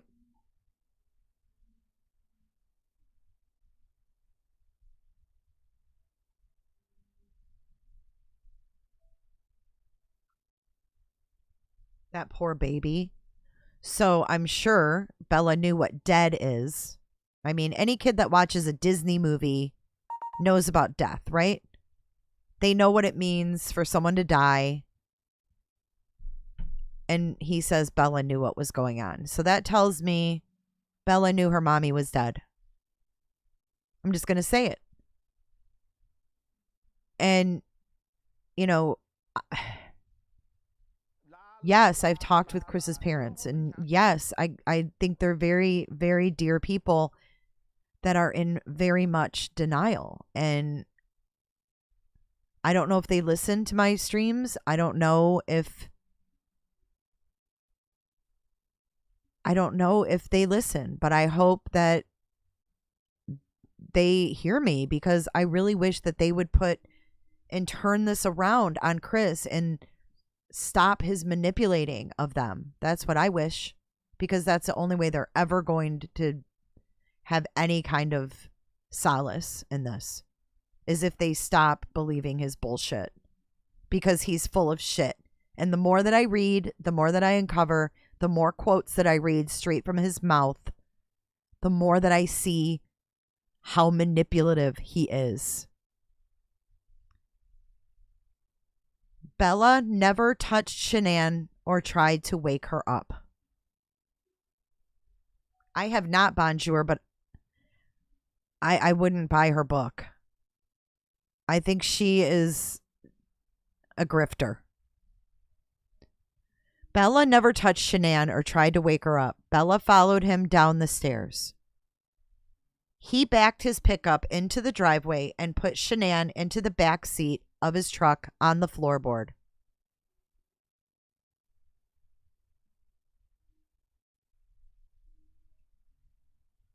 Bye, white boy. Have a good night.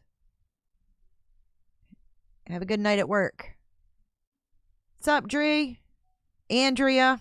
Yeah, denial is much easier. I mean, I get it. I don't think I could ever accept that my son would do this to his daughter, let alone 2 daughters and a wife. Okay, let's get back to it. He backed his pickup in the driveway, put Shanann into the back seat on the floorboard.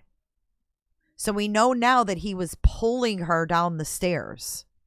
So he did pull her. Remember, we all watched him pulling something to the side of the truck? See, this is why we're going to do a recap on this case with different eyes, because when I looked at it before, I was looking at it where he was telling the truth in the first confession. Now I've learned a lot about Chris Watts.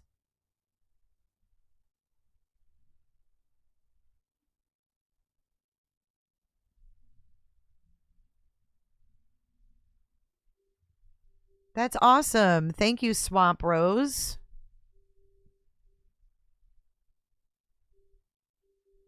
Cynthia, this comes from the CBI. I just think that maybe at some point what Bella saw might sink in.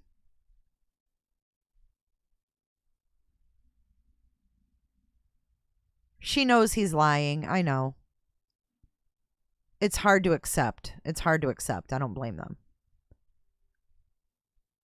And Manuel, don't bring that drama here. Thanks. He believed when he returned inside after putting Shanann in the truck,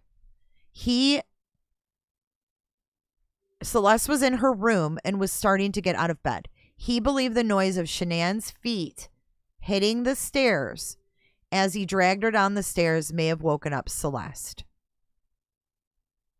Bella and Celeste were light sleepers. Bella and Celeste were walking around the house.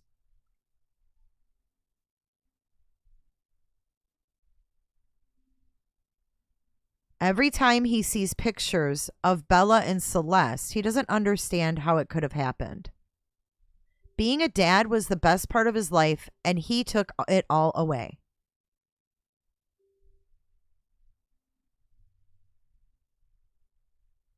He felt like someone else had control over him that day, and he wasn't able to fight back.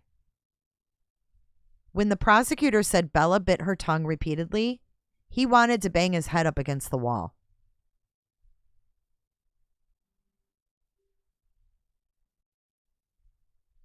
When the prosecutor said Bella bit her tongue repeatedly, he wanted to bang his head against the wall.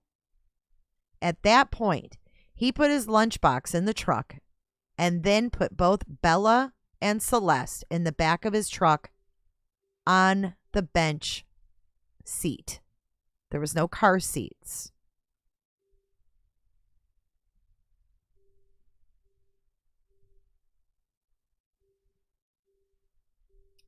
Sincere, we're not talking about Dylan, okay? We're not doing that. Shanann was lying on the floorboard. Bella asked, quote, "Is mommy okay?" He told Bella and Celeste that mommy would be fine. Bella and Celeste each had a blanket with them. Their last source of comfort. Their last source of comfort. Their blankets. And Celeste had her stuffed barking dog, which he threw in the dumpster, by the way. They would have found Celeste's little barking dog in the dumpster if they would have looked. They should have checked every dumpster in his neighborhood just for the investigation part. Idiots. He put a gas can in the back of his truck, and he felt like he could get rid of himself at the same time. He didn't feel like he deserved to live or be on this earth after what happened. After everything happened, he considered taking his own life as well. This is what a selfish asshole he is. No. Let's do a poll. Do you think that Chris ever thought about killing himself? Let's do a poll, because I don't.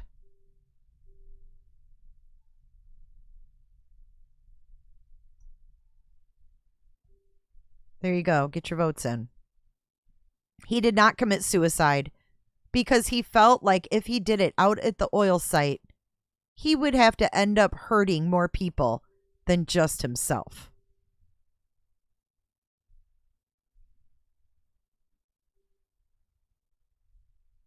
He knew there were other people in the area and didn't want something to catch fire or blow up.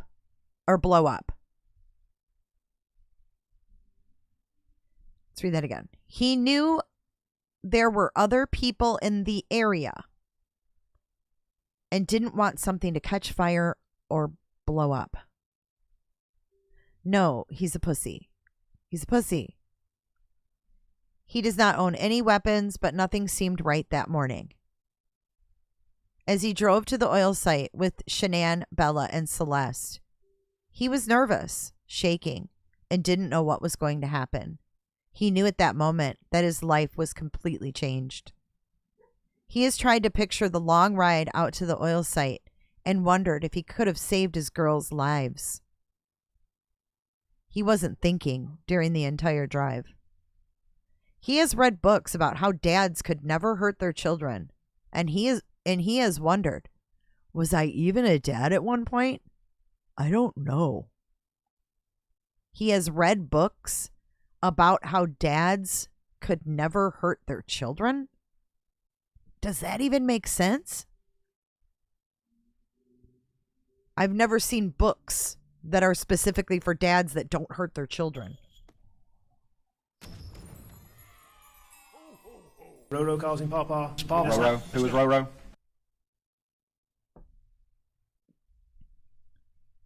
He had wanted his whole life to be a dad, and nothing made sense, including the oil tank. During the ride, the girls were dozing on and off, held each other, and laid in each other's laps. During the ride, Bella said, quote, "Daddy, it smells."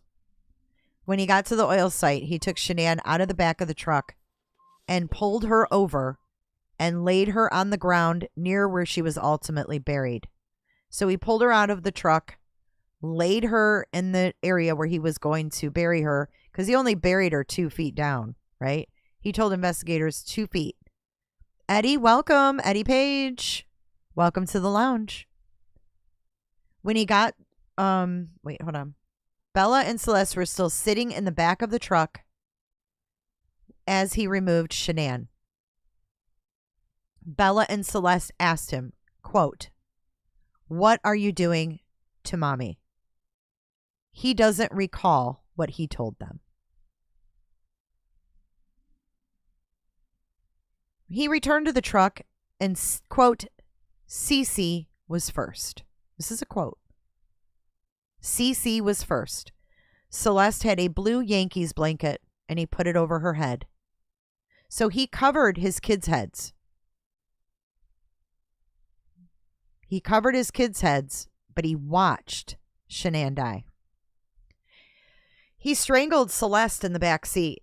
He put his hand over Celeste's mouth and nose, over the blanket, and his other hand around the front of Celeste's neck. He strangled Celeste. He didn't smother Celeste, guys.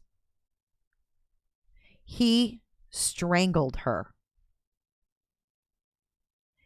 He put his hand over her mouth and nose, over the blanket, and his other hand around the front of her little neck. That little neck. Bella was seated right beside Celeste as he strangled her, but Bella didn't say anything. He had no idea how long it took to smother Celeste, because he had no concept of time. With regard to what he was thinking at the time, quote, "I wasn't. If I was thinking, this wouldn't have happened, or any partial hint of what I feel for those girls and what I feel for my wife, then none of this would have happened. So I wasn't thinking." What? Or any partial hint of what I feel for those girls and what I feel for my wife, then none of this would have happened.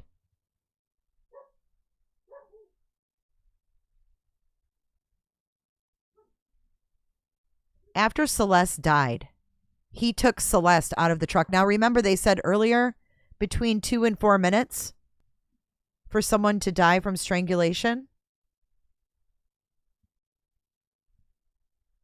After Celeste died, and Bella's sitting there the whole time,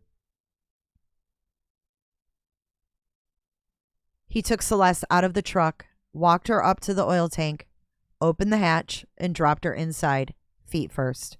He believed it was tight when he put Celeste through the hatch.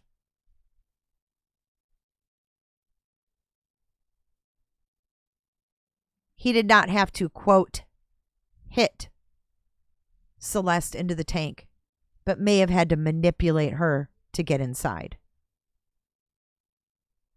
He closed the hatch on the oil tank and returned to his truck.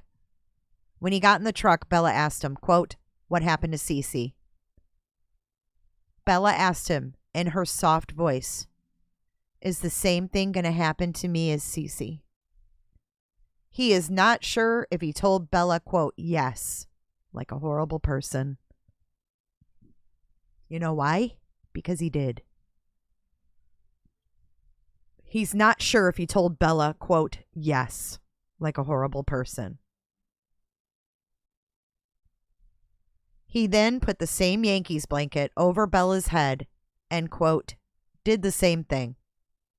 Bella said, quote, Daddy, no. And it was the last words she spoke. He put his hand over Bella's nose and mouth, over the blanket, and his other hand around the front of her neck. With regards to Bella's injuries in her mouth, Bella's head was twisting back and forth under the blanket while he strangled her. He could hear Bella, quote, grunt as she tried to breathe. That's a quote from him. He heard her grunt. He noticed a couple of spots over Bella's eye when he picked her up. A couple of spots over her eye.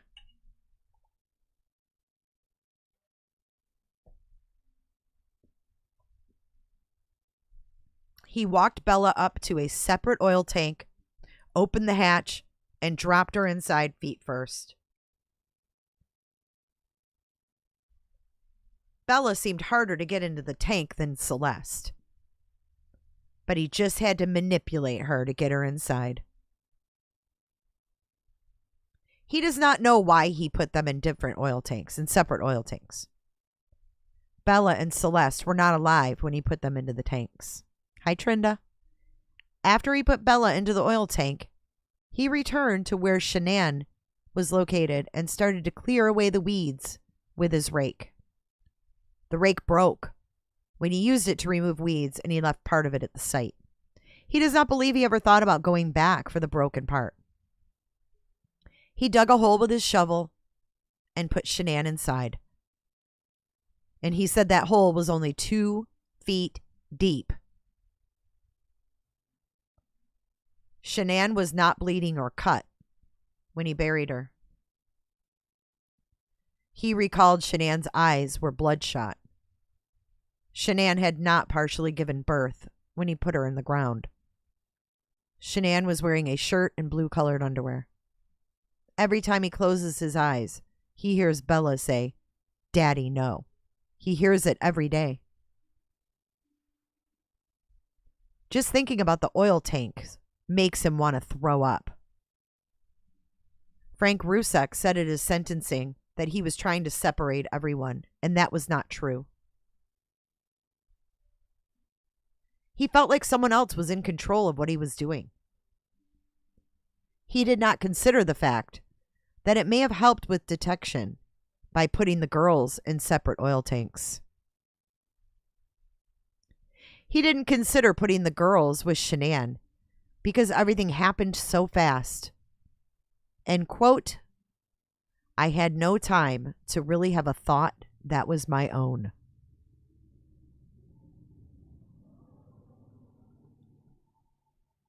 He didn't purposely try to separate any of them. With regard to the trash bags found at the oil tank site, this is sick. He didn't want the girls looking at Shanann in the back seat of his truck, so he placed one trash bag on her feet and the other around her head. The girls didn't know what was going on. That's what he tells himself. Because he already said Bella's smart and she knew what was going on. After the murders, the Yankees blanket was still in his truck, and he threw it away. He stopped by a construction dumpster in his neighborhood and threw away his clothes and the Yankees blanket on his way home from work on Monday. He keeps extra boots and clothes in his truck, which he changed into after the murders. He felt like taking Celeste and Bella's lives was caused by an anger with Shanann that he took out on everyone in front of him that morning. Let's read that again. He felt like taking Celeste and Bella's lives was caused by an anger with Shanann that he took out on everyone in front of him that morning. He had never been angry before. Quote, and this was like the epitome of being angry, he said. He had rage and lost his mind. He was angry with Shanann over separating him from his family.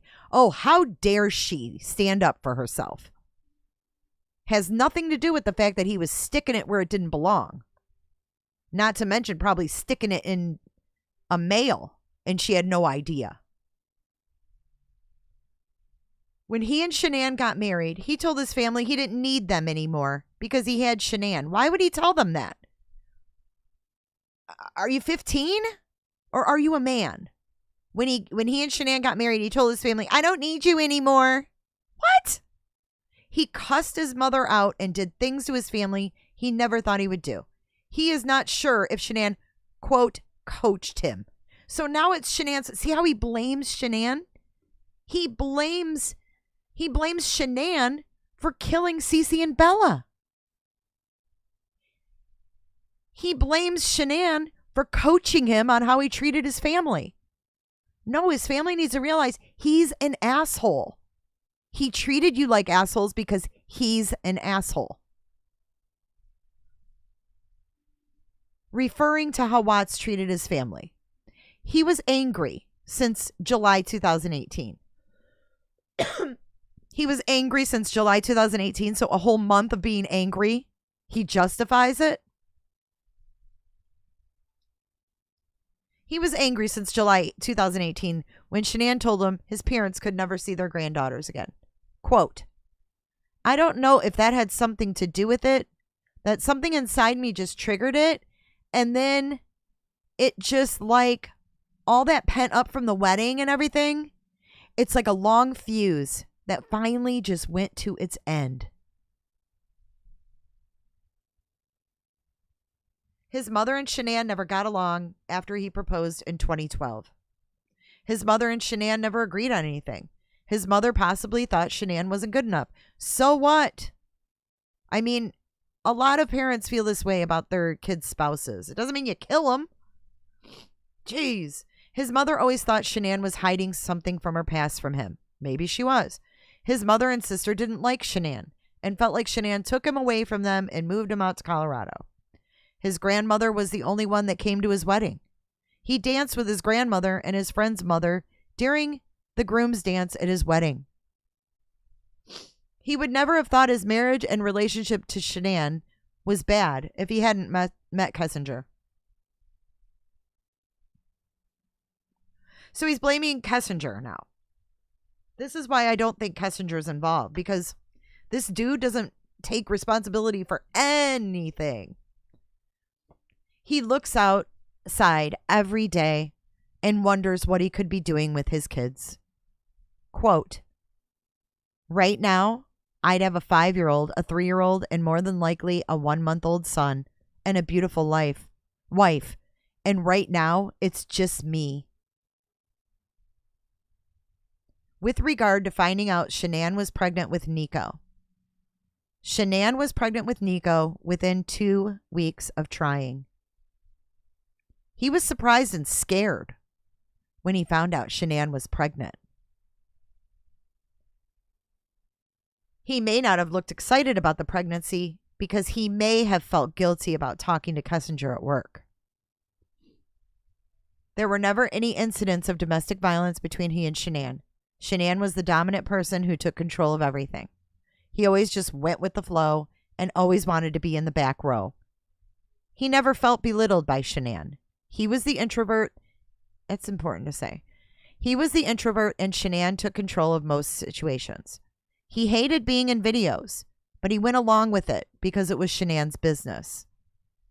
He couldn't tell Shanann he didn't want to be in the videos because it would have made her mad. Shanann was a good salesperson and could have sold everything we were wearing back to us without us even knowing. He hated being, quote, out there for everyone to see and was against doing their gender reveal on Facebook Live. Do you want to know why?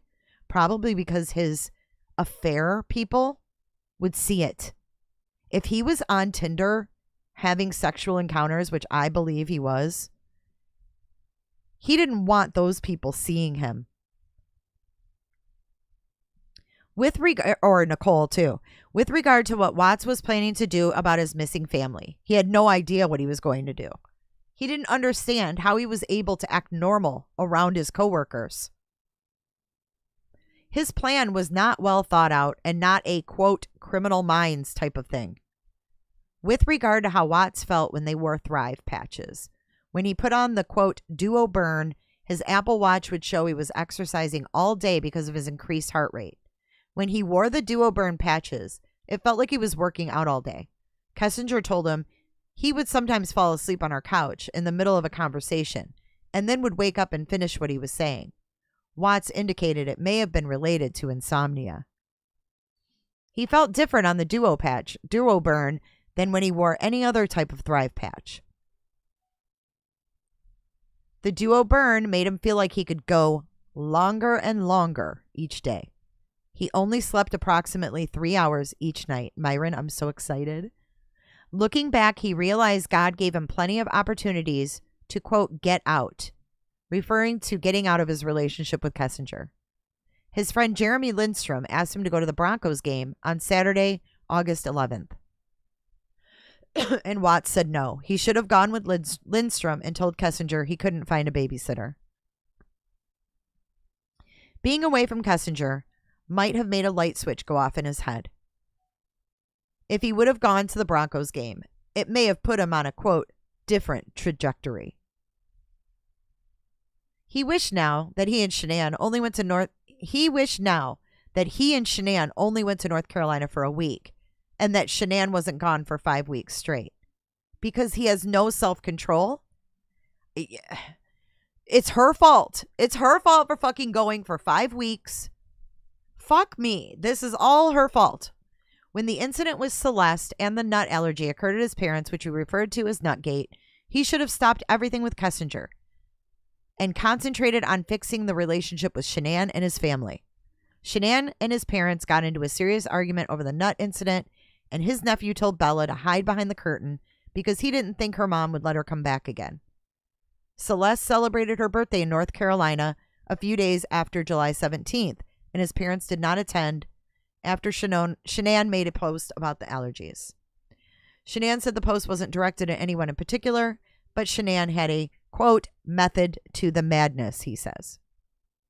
Shanann was convinced that Watts' mother tried to kill her daughter by putting nuts in front of Celeste. His mother felt like Celeste's allergy was not serious. After the incident with the nut allergy and Celeste, he didn't speak to his parents until August 6, 2018. His parents said they weren't sure if they could ever forgive Shanann. His parents asked him if he had someone else because they saw him texting the entire time he was at their house in North Carolina. Shanann told him he wasn't allowed to call or talk to his parents. His dad was his hero, and he felt like he lost him because he wasn't able to talk to him for 3 weeks. What? She wasn't even home. His father took the entire week off when they were in North Carolina, but Shanann booked them for 5 days at the beach instead. That was probably Chris's lack of communication. Right? If he didn't talk to his parents until August 6th, why is that Shanann's fault? With regard to what Watts and Kessinger talked about regarding their future, Kessinger told him that she would help him find an affordable apartment around Brighton or Fort Lupton. Kessinger did not want him to move in with her. It would have been too soon. They had only dated for a month. Her apartment was her, quote, shield, or her, quote, safe place, and was the reason she never liked people to come over. Kessinger let him come over because her dog liked him. I can't. Kessinger let him come over because her dog liked him and she felt like he belonged there. Shanann always checked his cell phone, so he communicated with Kessinger on his work phone. He used a secret calculator app on his personal cell phone to store pictures. He deleted his Facebook on August 8th after Kessinger told him she told her friends about him. He was afraid Kessinger's friends would try to look him up and see his wife was pregnant. With regard to if he and Kessinger ever fought, they never fought, but he had to calm Kessinger down a few times. Do you remember in the very beginning when there was supposedly videos of her that she was bipolar and made videos of herself? I never saw these videos. I don't know if they ever existed. I'm wondering if anybody here has ever, like in the very beginning, ever saw those, because I've never seen them.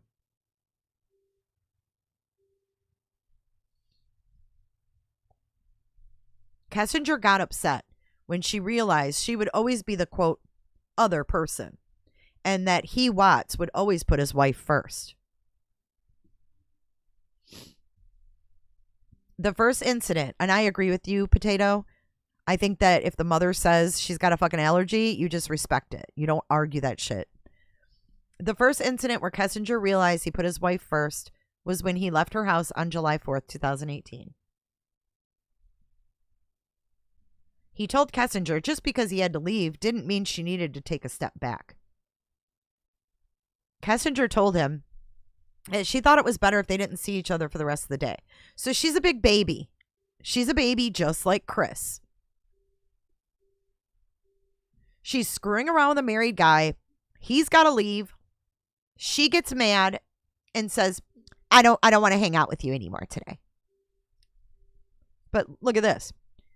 Kessinger ended up asking him to come over after she returned from a baseball game and he went to her house. Kessinger set up a couple dates on her eHarmony app and the men never showed up. That was her manipulating him again. He didn't know Kessinger was dating other people until a few weeks later. Well, it doesn't sound like she was because she said they didn't show. Kessinger thought he was different because he would fix things around her apartment for her, which no one else has done in the past. Kessinger's friend Jim was her friend for a long time and worked in the oil field. With regard to the selling of him and Shanann's house, around the first week of August, Shanann sent an email to Ann Meadows about selling their house. Meadows recommended they get pre-approved before they sell. He and Shanann talked about buying a home in Brighton, Colorado, so they could stay in the Adams 12 school district. He and Shanann had a lot of stress, which included Shanann's parents living with them for 16 months and not having much alone time. He never thought he and Shanann would have to file for bankruptcy.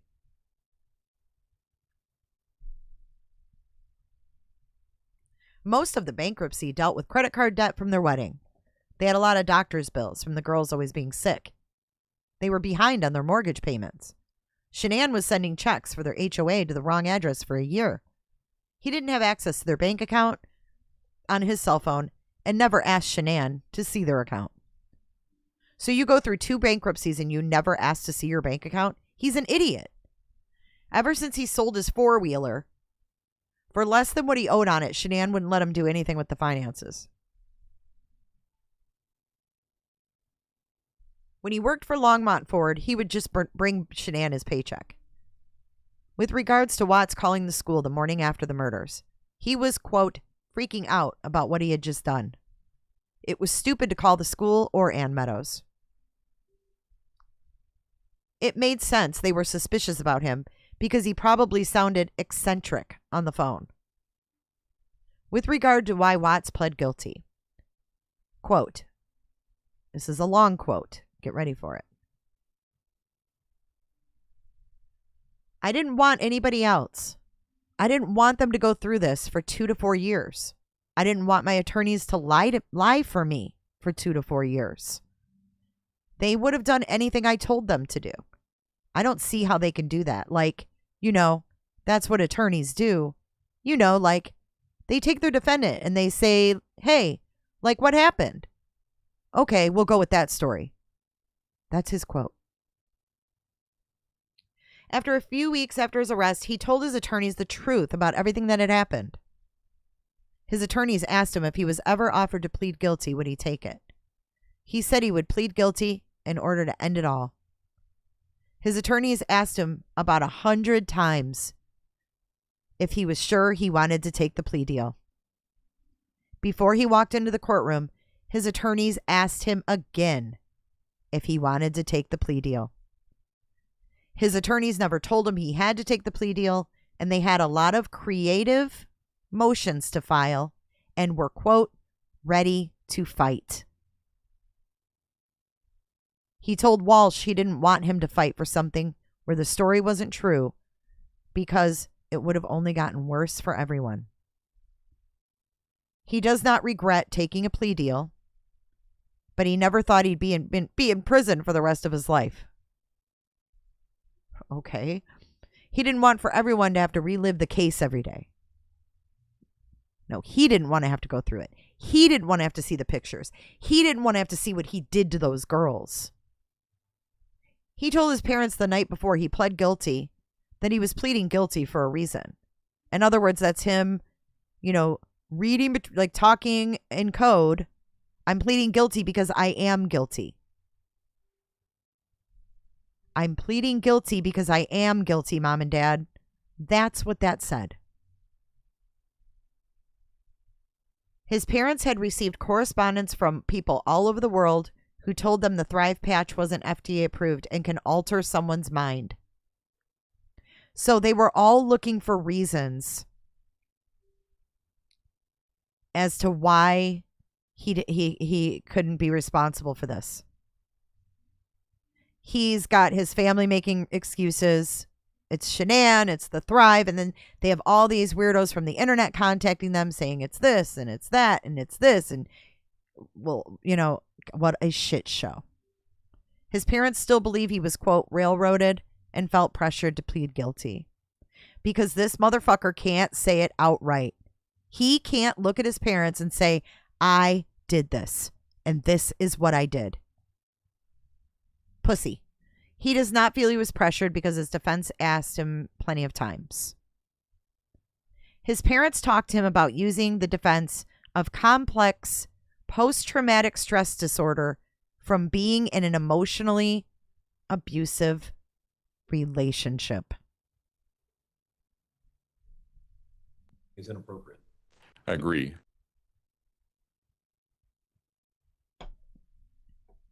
If this doesn't show you the level of denial, I don't know what does. I'm not saying that Ronnie and Cindy don't have big hearts and they're not sweet people, because they are. They're kind. They really are kind people. But for some reason, they live deep in denial. He could relate to some of the information, but it doesn't make up for what happened.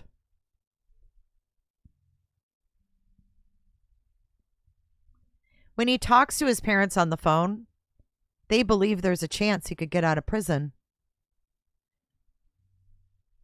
On his parents' bad days, they tell him he should fight it. His mother, quote, loses it a lot on the phone. Can you imagine how frustrated? His dad always tells his mother not to talk about it on the phone because Watts will go back to his cell and think about it all night.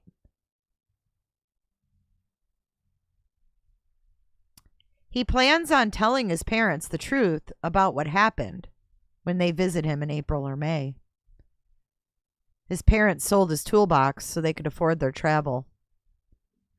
In October of 2018, the prosecutors went to Sandy and Frank Rusek and asked them about a possible plea deal instead of the death penalty. His defense team told him there wasn't enough evidence on certain things and that he, Watts, told the defense team it needed to end. His defense team told him there wasn't enough evidence on certain things. And he told the defense team it needed to end. He felt like his attorneys were fair and were similar to guidance counselors. Like what? He is literally in high school, you guys. He felt like he was in charge of his own decisions regarding the case. His attorneys told him he needed to, this is great right here. His attorneys told him that he needed to show more emotion in court so he didn't look like a, quote, cold person. His lawyers were telling him, dude, show some emotion. What's wrong with you? You look like a cold-hearted ass. Can you imagine having to be told that you have to show, that you should show emotion? That tells me he had no regrets. He had no remorse. He had no regrets, and he didn't give a damn about what he just did. Because if a lawyer has to tell you, you need to show some emotion because you look cold, you might just be fucked up. His attorneys told him that he could look at the crime pictures, and Watts refused. He prayed for the hazmat workers and anyone else who had to see the, quote, aftermath. There's people who couldn't go back to work after this. There's people that could not go back to work, that lost their careers after this. And this motherfucker going to sit here and say he prayed for them, but he wouldn't even look at them. Wow. He's sick in the head. And this has nothing to do with autism. Autistic people aren't killers. A symptom of autism is not killing. Stop. His attorneys told him that if the case went to court, he would have to look at the pictures. So if he didn't have a reaction when they were shown in court,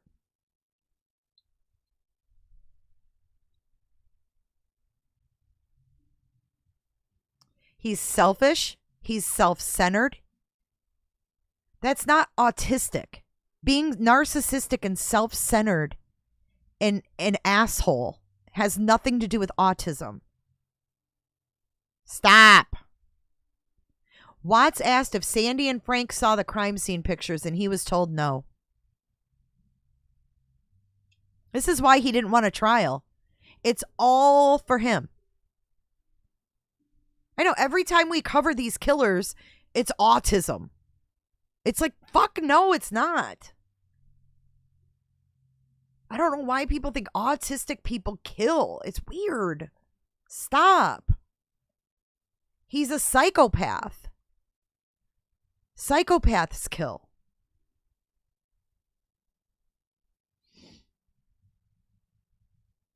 He didn't want Sandy or Frank to have to see the pictures.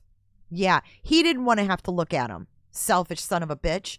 He didn't want Sandy or Frank to have to see the pictures, hear anyone talk about what they saw, or hear anyone, quote unquote, bash their daughter's memory. Even though he was the one that sat there in the very beginning and bashed her. He wanted everyone to know Shanann was a loving wife and always helped everyone else. He remembered we, Agent Lee and Special Agent Coder, came into the room after his father left and tried to get the quote-unquote true story from him. He wanted to bang his head against the table. What?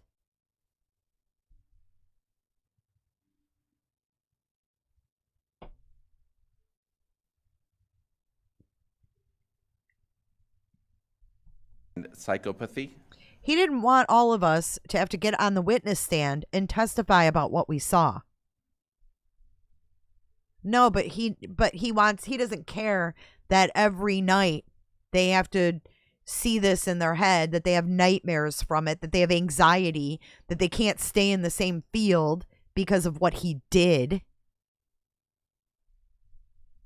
He didn't want everyone to have to relive what happened over and over for years. So he thinks once they lock him up and turn the key, that all is done. No one's reliving it. No one's thinking about it. This guy is a tried and true psychopath. And I wish that they'd have him see a doctor so he can be officially diagnosed, so people can stop with all the bullshit. He's a psychopath. It's crazy. He felt like Shanann's family could start to have closure. If he thinks there's ever closure in losing your child, he is fucked. He lost 2 of his kids. He killed 2 of his kids, and he does not understand the magnitude of loss. All the inmates would yell at him at night when he was in Weld County Jail. He felt like he should have died. They would explain to him all the ways he could kill himself by drowning himself in the toilet or hanging himself. That is so funny. They were literally telling him to drown himself in the fucking toilet in his cell. He didn't kill himself because he felt he may have a different purpose. He prayed to God that God would move him away from Colorado. He heard there was a quote-unquote hit on him in Colorado. He felt like he would last a week in Colorado Department of Corrections before someone would kill him. He felt like God moved him to Wisconsin for a reason. With regards to if Watts thought about trying to use the defense about Shanann killing the girls at trial, he never thought about Shanann killing the girls until it was mentioned to him in the interrogation. After it was mentioned that Shanann may have killed the girls, he, quote, just went with it. He knew his dad was out in the lobby and his parents would probably believe that Shanann was involved because they never liked Shanann. Quote, I never thought about that story. And you know, that's what my attorneys were going with. If this would have went to trial, Shanann would have been dragged up and down in that trial. 2 weeks after his arrest, he told his attorneys the truth about what happened, and they were quiet and wrote it down. His attorneys told him they wouldn't judge him, and they appreciated his honesty.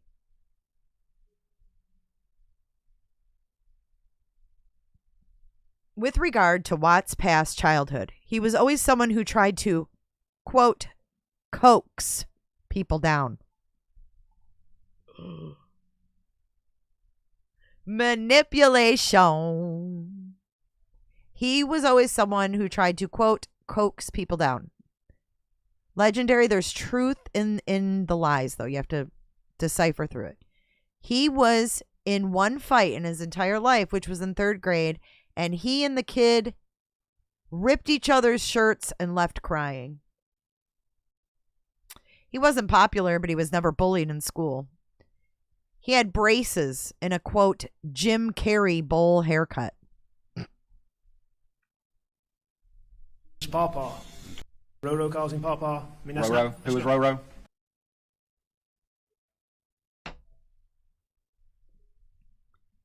He never talked to many people at school, even though people knew who he was.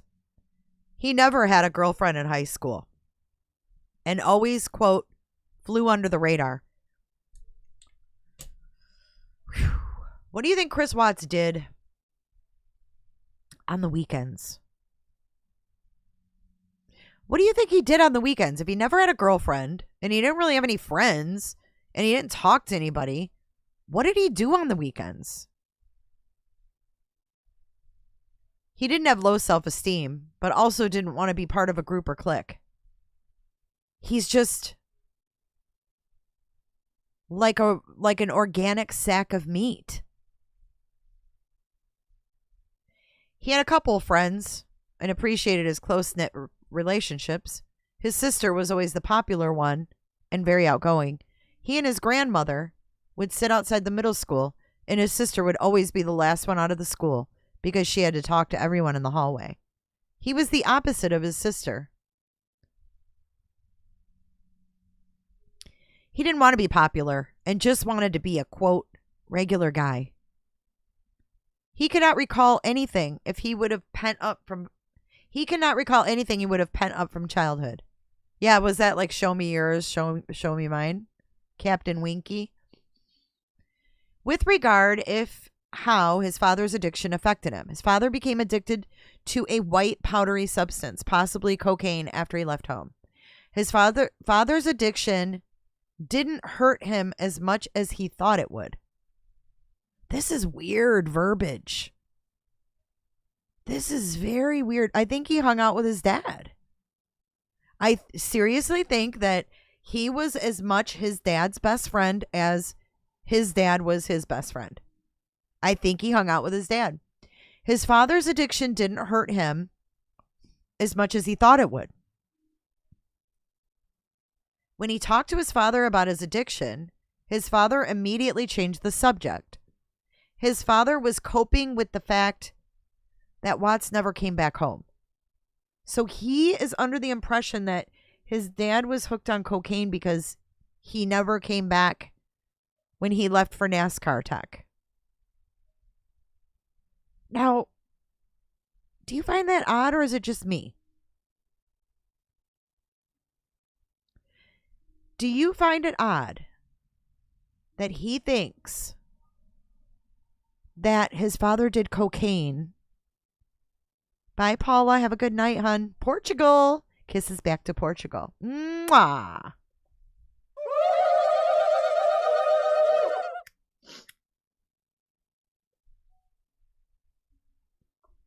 I mean, does that even sound logical? His mother initially believed his father was having an affair because he couldn't account for missing money. Watts, has never used drugs and tried to talk to his father about why he was using. He told his father he was throwing his life away. His father lost a lot of weight and his nose bled all the time.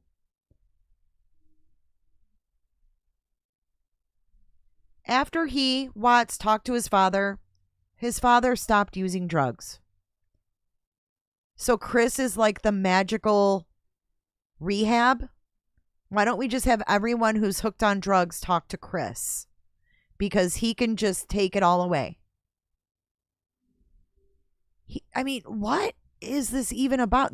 It's so disassociated from what they're talking about. He was always closer to his father than his mother.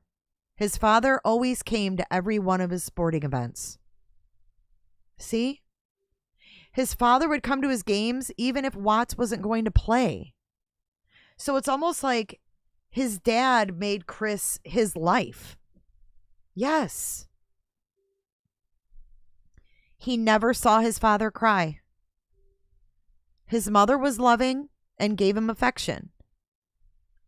This is why he wasn't close to his mom. Oh my God. Wow. God almighty. This is why he wasn't close to his mother, guys. His mother always wanted to know how he felt. You know, I've talked to Cindy. She's very outgoing. She's very funny. She's very talkative. She loves to talk. She's not quiet. She's not reserved. She's very outspoken. It sounds like she's that his sister's a lot like his mom. So if the mom is noticing as he's growing up, like he's so quiet, like what's wrong? Like trying to get him to talk about his feelings was probably like pulling teeth. I mean, let's not bash the parents. Let's talk about this constructively, because as parents, we all make mistakes. If you're a parent and you're here and you think you're fucking perfect, go look in the mirror, because I guarantee you, you're not. We all make mistakes as parents. Unfortunately, sometimes our kids end up doing fucked up things like this. But I feel like him saying, my mom always wanted to know how I felt. He had no answer because he didn't know how to feel. If there was something wrong, he would have never told anyone and dealt with it himself. Quote, I don't know if growing up that way kept me that way. Blaming the kids or blaming the parents. It's not the parents' fault, guys. It's not. Your parents should be able to dislike your spouse as much as they want to, and you never have the right to take that person's life. You don't have to, we don't need to bash them. They're going through hell enough as it is, trust me. They were that codependent on their son, trust me. They're in hell. They're in hell. I can sit here and rattle off a billion mistakes I made as a parent. Thank God my kids never did anything like this. And hopefully they never do. But you know what? Any of us could be the Watts. Let's not put ourselves in this different light because they're just normal, regular people. He's blaming his parents. He's bringing all of this up. He's putting it on everyone but himself. He's putting it on mom. He's putting it on dad. He's putting it on sister. He's putting it on Shanann. Hell, he even put it on Bella and Cece in a way. What's up? What's up, Ernie? Florida bass fishing. Haven't seen you in forever. And you know what? It's so tough to sit and be blamed as a parent when you did the best you could. I mean, I have to say that every person here that's a parent does their best, right? Everyone does their best. I have faith that everyone here really strives to be the best parent that they can be. And we make choices in our lives that sometimes aren't reflective of being the best parent we can be. And you know what? Even if his mom didn't like Shanann, that's not an excuse for Chris Watts to do what he did. And he can say it all he wants and he can bring it up how his mom didn't like Shanann and his sister didn't like Shanann and they didn't come to the birthday party and they didn't come to the fucking wedding. But it's not an excuse. So it's not their fault. They're simply trying to grasp what happened and continue on with life in the way they know how. Just like any other victim. I mean, for fuck's sake, we got people making GoFundMes for Asa Ellerup. And we still have people bashing the Watts? Come on, guys. We're better than that. We know more than that.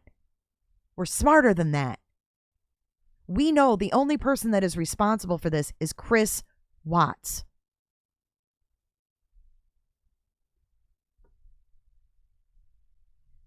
With regards to Watts planting evidence, here comes the planting of evidence. She said, we came home, we planted flowers on the side of the house. I mean, do you really think, right, Cynthia, do you really think that Nichol wanted to change her name and have to start her life all over? No. And we all have dysfunctional families, let's face it. After he murdered Shanann, he threw her Apple Watch and cell phone on the couch. If he had planned it, he wouldn't have taken her items he would have taken her items to the oil tank with him. He took off Shanann's wedding ring and put it on the counter, so it looked like she didn't want to fix their marriage and wanted a divorce. Dumb. He threw away the therapy book, so it looked like she believed nothing would work. He may have gone down to the basement to get trash bags. He does not recall going down to work out. With regard to what he did, after he went into the house the afternoon of Monday, August 13th, 2018, Watts was in the house for approximately 1 minute before he went to the front door and opened it for law enforcement. He went in through the garage and opened the front door. He ran upstairs and pretended to look around for Shanann and the girls. Atkinson's son found Shanann's cell phone. With regards to Watts, looking in the passenger side of Shanann's vehicle. This is what I've always wondered about too, was what he went in there to get. And he lies again. He knows damn well what he went in there to get. It was the first thing he did when he entered the garage. He knows damn well what he did. He does not recall looking in Shanann's vehicle, but possibly opened the door because Atkinson mentioned the car seats. No. He did not open that door to look for car seats. I mean, this guy is something else, man. Something else.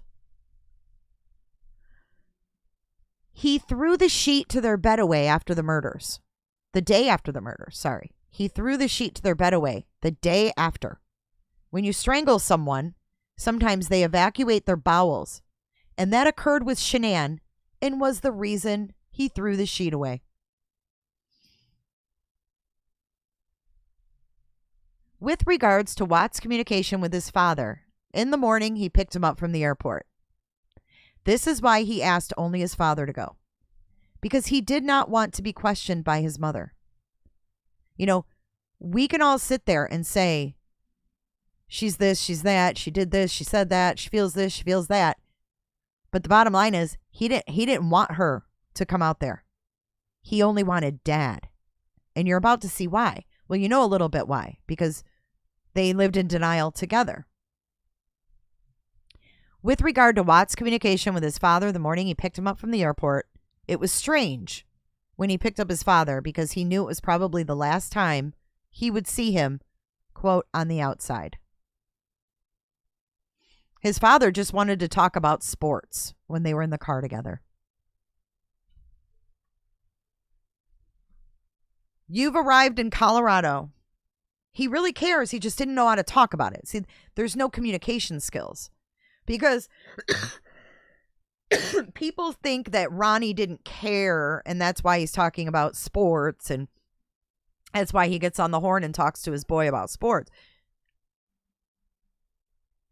He showed up in a shirt that said Papa Ronnie embroidered on it. So I don't think that Ronnie doesn't care. I think Ronnie didn't know what to say.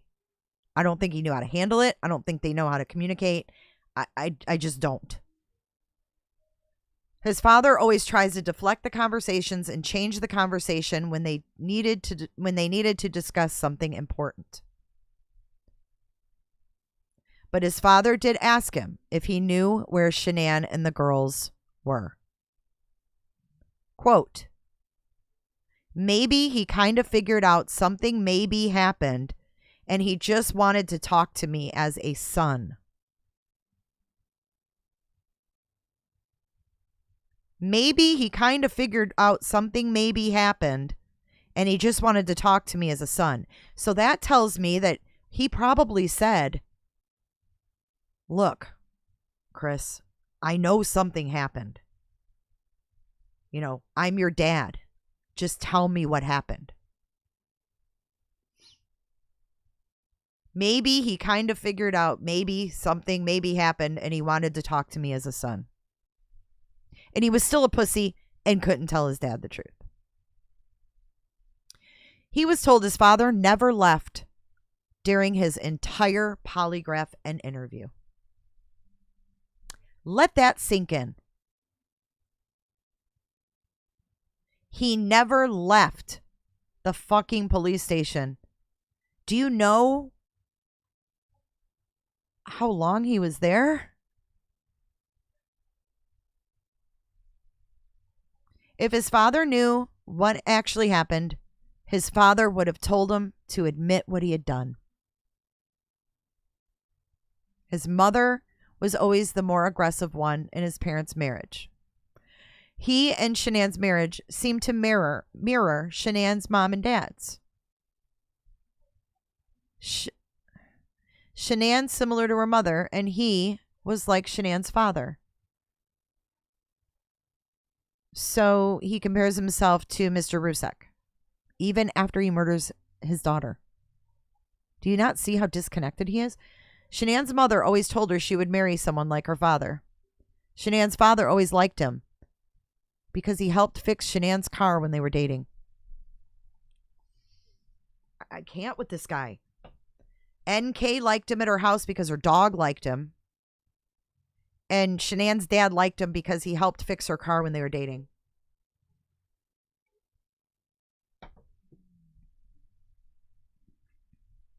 He's always been one to help people, not hurt them. He never tried to change Shanann. Shanann's husband in her first marriage was more like her mother, and it didn't work. With regard to if Watts knew walking into the police department the morning of the polygraph that he would confess to what happened, he knew there was a reason he was brought back into the police department the following day. The polygraph was, quote, horrible. He was asked questions for 3 to 4 hours before the polygraph. Quote, it's like you just break down someone's brain to where like to mush, to jello. I know you guys have a job and you have a plan and you executed it.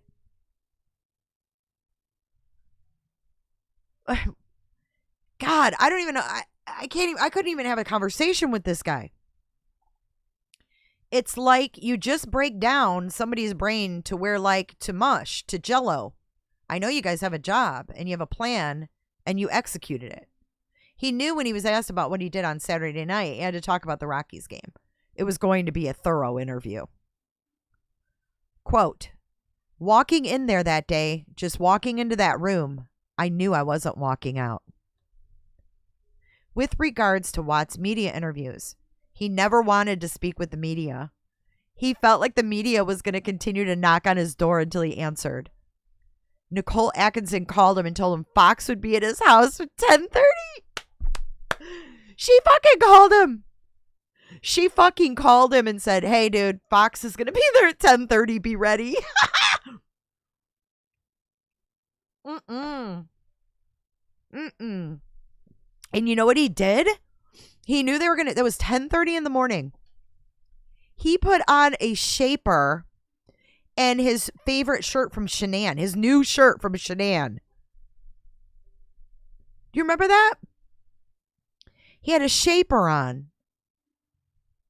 Hang on, I'm going to get a screenshot. He had a freaking shaper on. What an ass. Hang on, I'm about to show you his fucking shaper. Spanx. His ass is wearing Spanx.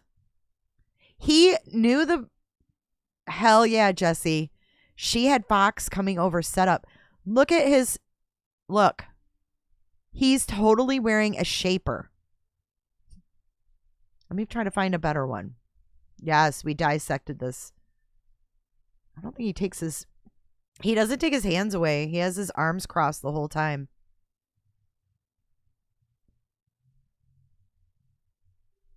Yeah, he's wearing a freaking shaper. And then when he gets arrested, he's got like indentions from it. He knew he knew the media was coming and he went and put on a fucking shaper. And then he put on his shirt so he'd look like I'm rah rah all about Shanann.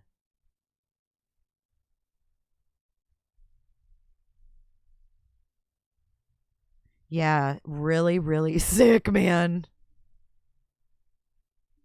And look at he's like smiling.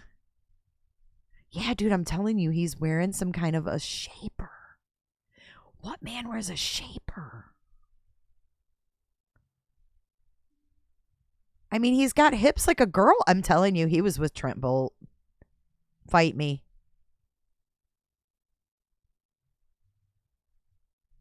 But look at, he's almost happy. Look at him.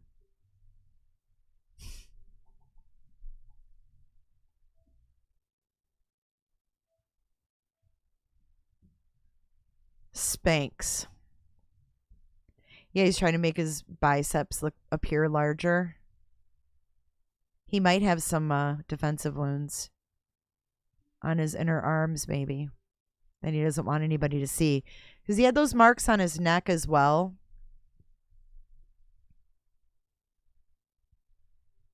Let me see if I can find... When he's actually arrested, you'll see... Yeah, right here. Watch. Chris, come stand up for me. I'm going to have you face that wall over there. Let's watch, and then, let's see, we're on page 23 out of... We're almost done. We've only got like 5 more pages to go on this. This is only a 2-minute clip, so let's watch this, and I'm going to show you the indentions from the shaper. I know all kinds of random shit about this case. Should I... Chris, don't even come like stand to up for admit. me. I'm going to have you face that wall over there. Yeah, just face it. Lift up your hands.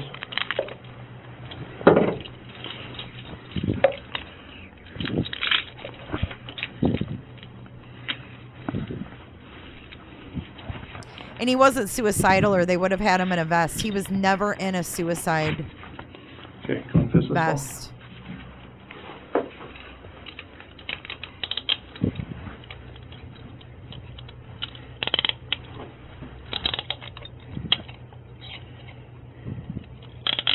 Okay, go and face me. Meanwhile, his dad's sitting out there waiting. Jerk.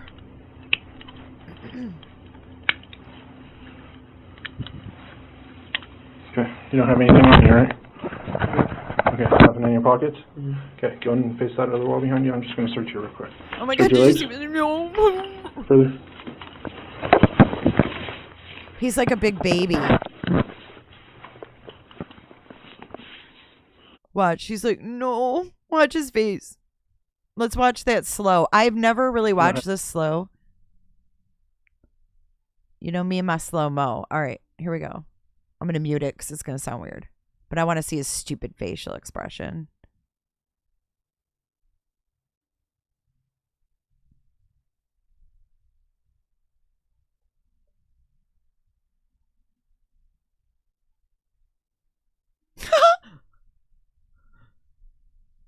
Chris, it's not my fault, Watts.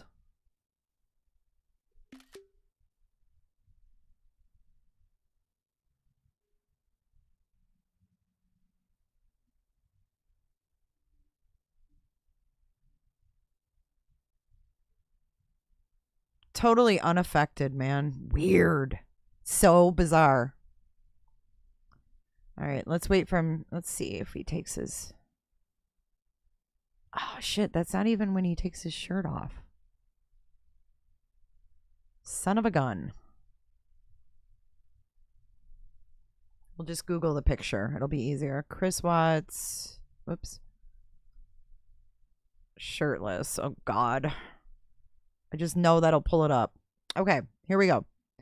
Look at shaper marks. Hold up.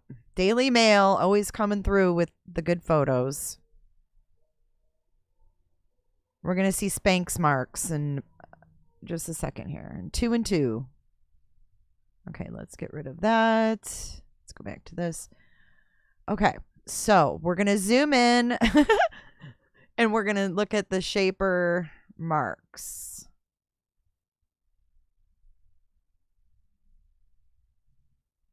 God, just think those... Ugh, I don't even want to say it out loud. But look. See? It's all sweaty and shit. He had a shaper on. Why? Why was this dude wearing a shaper for his Fox interview? Come the fuck on. Potatoes like barf.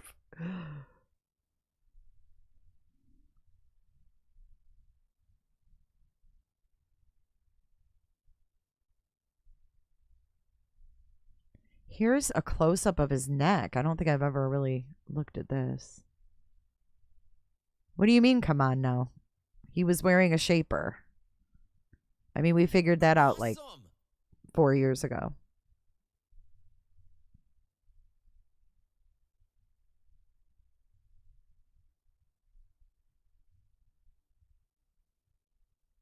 Okay, here is... Yeah, see, I think it looks like he's got some scratches. Yeah, he's sucking it in as well.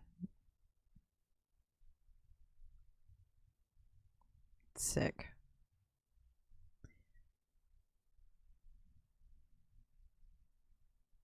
That could be from shaving, but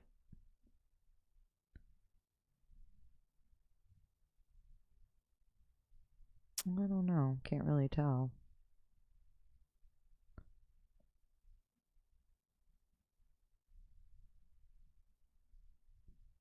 I just did a quick Google search. I don't know. See, if you look here, he had like... He was still kind of chubby. Oh, here. Right here. No, not that one.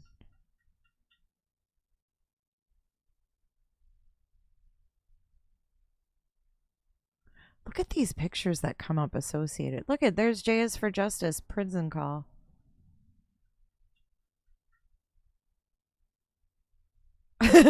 Look at we're gonna read the rest of it in just a second. Let me show you this one.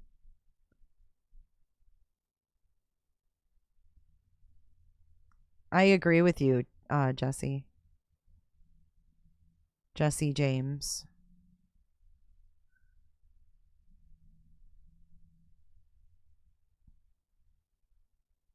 I can't with this picture.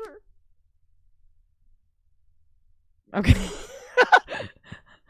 All right, we're going to move on. You guys, I'm going to keep reading. I had no idea it would take me this long, but I love talking about this case, so it kind of makes sense why I'm taking my time and commenting. I've got a lot of thoughts. Oops. All right. I just can't. Thigh-gate. Chris Evans? Who's Chris Evans?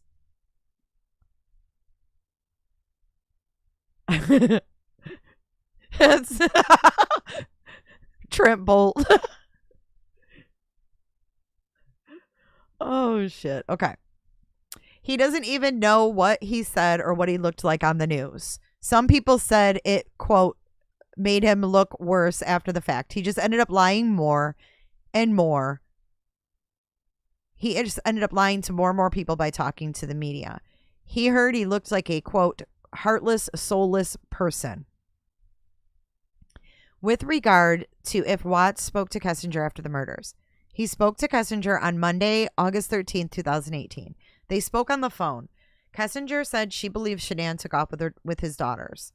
On Tuesday the 14th, Kessinger kept asking weird questions through text to determine if it was really him. Kessinger asked him what his dog's name was and what yoga studio he went to. This is the first that I heard that Chris Watts went to a yoga studio.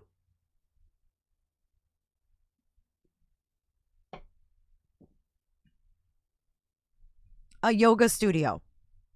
So Kessinger thought that Shanann had the phone, he thinks. And she said, "What's your dog's name?"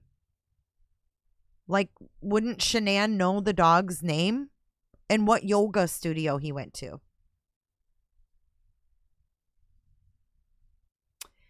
It was possible Kessinger believed Shanann had his cell phone and was making sure. Why would she ask Shanann what her own dog's name is?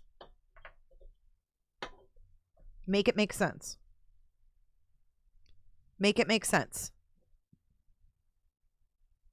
But he went to yoga?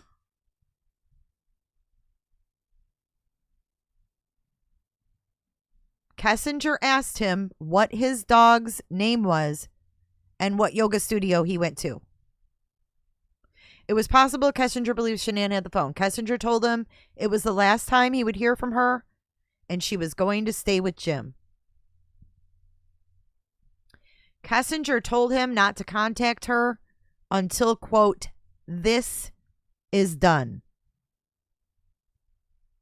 Where do you see she had a yoga studio? Where do you guys get this information? I've followed this case for I don't know how many years now, 5. I've never, ever heard that she owned a yoga studio. Thank you so much, Kendi. Choo-choo. She said, we came home, we planted flowers on the side of the house. Kessinger told him to delete everything on his cell phone. So, in other words, she was like, fuck, they don't even need to know about me. I can just be over here. Just delete it. Act like you never fucking knew me. Idiot. He didn't delete everything, and he's not sure why. When he was on vacation in San Diego, he told Mark about Kessinger. Mark had a similar situation when he started dating a female who was engaged, and the female ended up cheating on him. How is this similar? Mark had a similar situation occur when he started dating a female who was engaged. Oh, I see. And they'll cheat on you. Okay. He never opened up to Mark about Kessinger and wished he did because Mark would have been able to offer him some advice. She was a yoga place?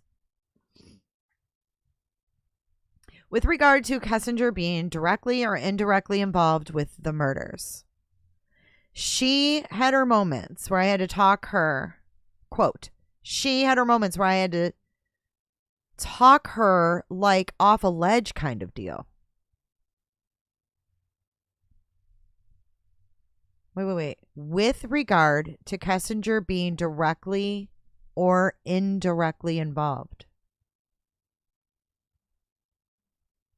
Quote, she had her moments where I had to talk her like off a ledge kind of deal. There were videos of her recording herself because she was bipolar. What? His father or his attorney told him about a few videos Kessinger made where she was talking about being bipolar. Do you know that this probably came from the internet? We know who Jim is. I can't remember his last name offhand. We looked him up. He works on the oil fields. Quote, she would get worked up about nothing.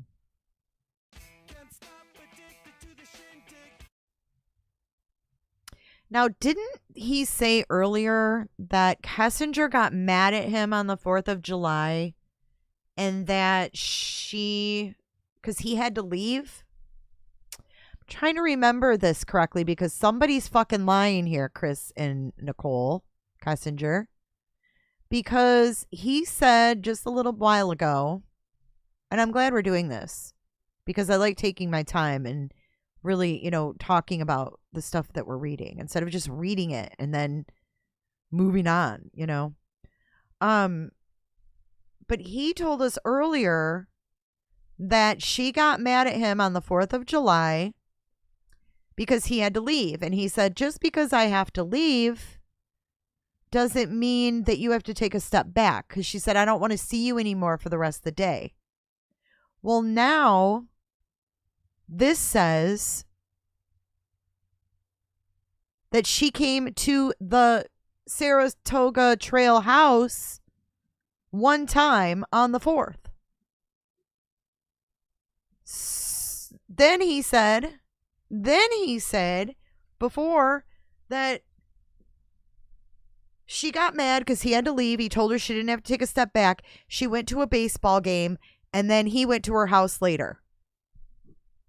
And now we have this. Kessinger came to his house one time on July 4th, 2018.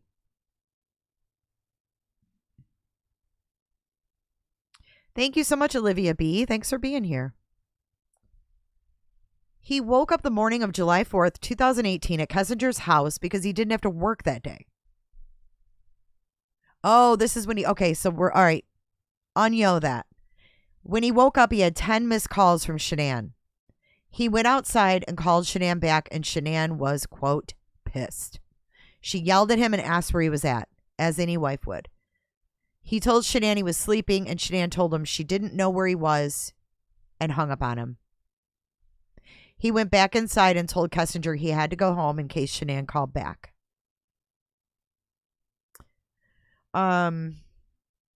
Kessinger asked him if he was going to come back, and he said no.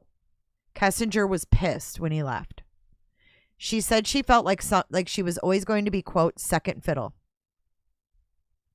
Kessinger told him she researched online if mistresses could turn into a real relationship. So these two idiots are both Googling weird shit. How do you tell someone you love them? And then she's Googling research online if mistresses could turn into a real relationship. She needed to Google it. If you need to Google something like that, the answer is probably fucking no. Around the first week of August, he told Kessinger he talked to Shanann about separating, so Kessinger started looking for apartments. So there's his manipulation to string her along. He's now turning it back on her. Kessinger never asked him to get rid of his family. His relationship with Kessinger, quote, contributed to the murders, but she never asked him to do anything. There you go. His relationship contributed to the murders, but she never asked him to do anything. Kessinger never knew if she wanted to have kids, but she told him she wished she could give him a son. She never knew if she wanted to have kids, but wanted to give him a son. Objection. Kessinger never knew Shanann was pregnant. Objection. It was possible Kessinger saw...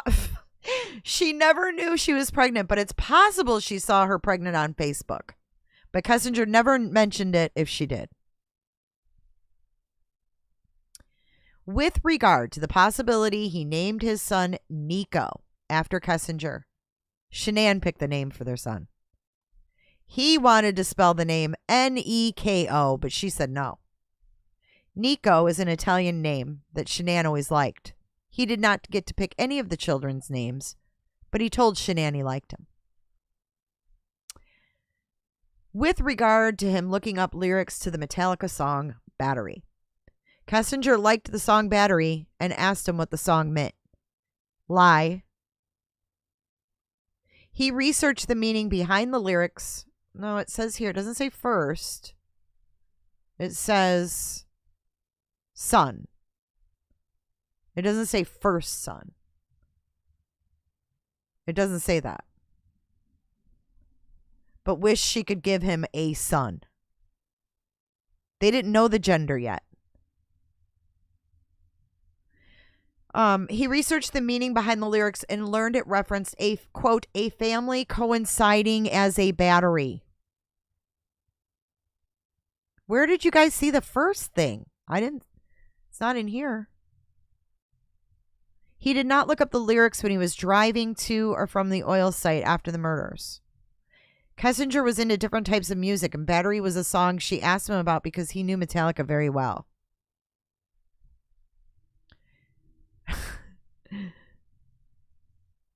There you go, Rome. With regards to how Watts was doing mentally, he didn't know he was going to blank. When he was at DRDC, he was put through the ringer. Quote, put through the ringer. He took 11 separate tests to figure out his IQ. His IQ was 135 or 140. After dinner one evening, he was told to change his clothes, get into a van. He was put into a van and transported to blank. He got staffed at the prison in blank and hopes to get a job soon. He has a female he sees at the prison who asks him how things are going and if he needs psych meds. He has declined all psych medication. So he does have someone who looks at him. Most of the men in his unit are on medication. He tries to keep a, quote, low profile in prison. With regard to what food he misses most, he misses Bojangles, Georgia Boy's barbecue, and Shanann's cooking. Spaghetti sauce and fried pizza. Shanann had her grandmother's recipe for pizza dough, and she made an amazing pizza. With regard to what Watts does with all the letters he received while in jail and prison, if someone writes him once, he will not write him back. He keeps most of the supportive letters, but will throw away any, quote, weird letters. There is a male in high school who wrote him, so Watts threw the letter away. The same male wrote him a few weeks ago and told him he supported him. A male. In high school? Many people, including journalists, have tried to write and ask questions. He has responded to a few people, but they were people his parents talked to, so he knew they were real. Many people ask him for spiritual advice. He had one female write him who was in an abusive relationship and couldn't find a relationship with God.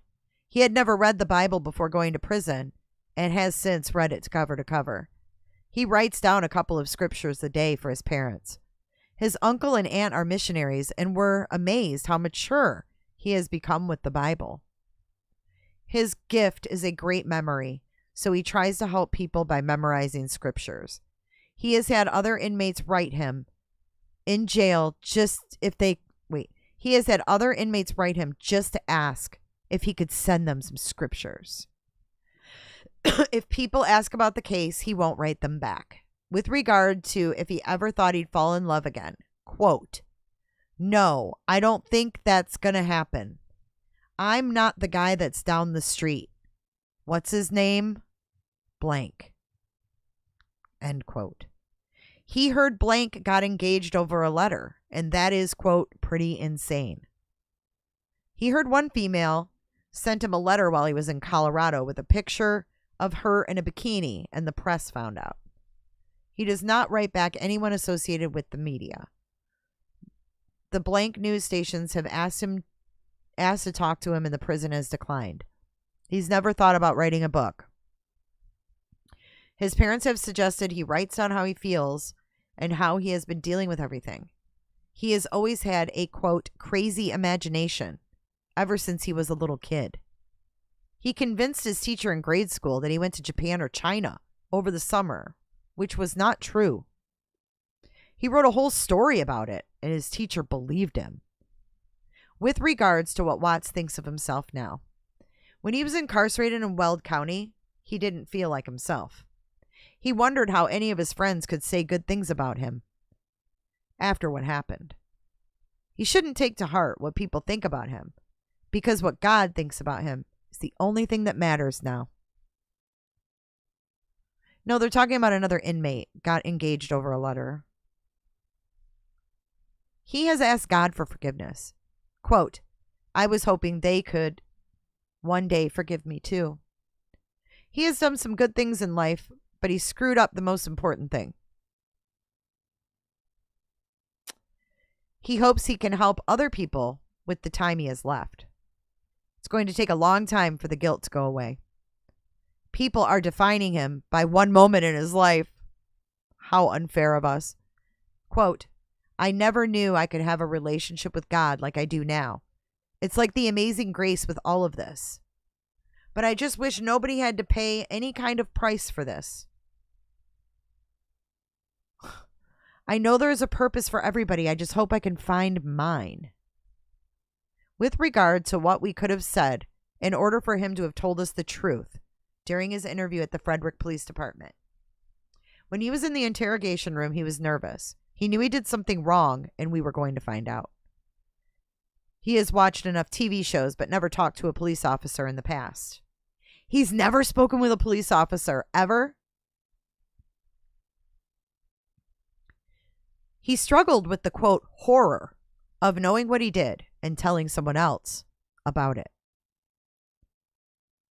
He didn't even want to admit to himself what he has done. He knew what he did was horrific and how much it would hurt other people.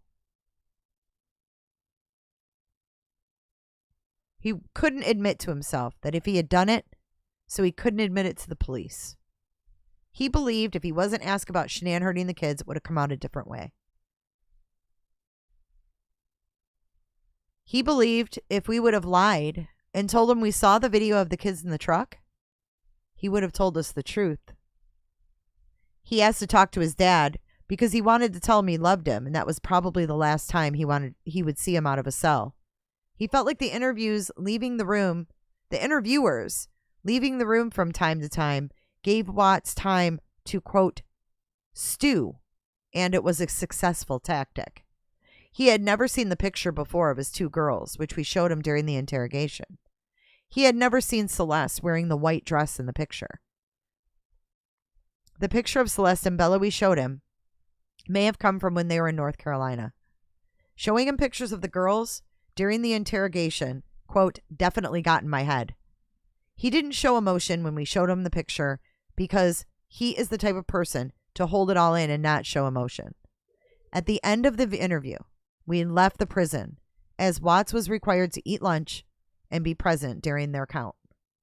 We told Watts we may return after lunch to ask him additional questions, and he said okay. Coder told Watts we may come back in a month, in a year, or even 2 years to speak with him and to keep it in the back of his mind. How do you like that? Coder told him we may come back in a month, a year, or even 2 years to speak with you again and keep it in the back of your mind. We returned to the prison several hours later to speak with Watts. We told Watts we had additional questions regarding the events of August 13th. Watts agreed to answer additional questions, which are reflected above in the timeline provided by Watts. At the end of the interview, we thanked Watts for speaking to us and asked him if he would like to speak with us in the future. Watts agreed.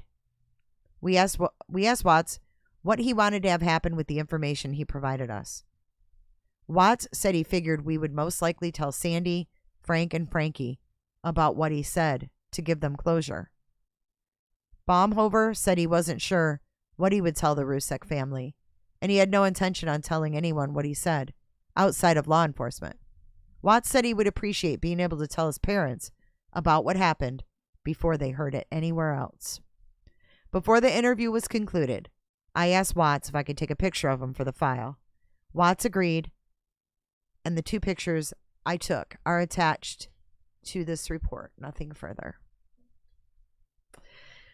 And that is it. I know. I wonder if they'll ever go back as well. You guys are troopers. Thank you for listening through that. I just feel like so many unanswered questions, so many things that still need explanations in this case. And we got a lot of answers, though. I mean, the news stuff was not, huge stuff, but we found out that those kids were alive.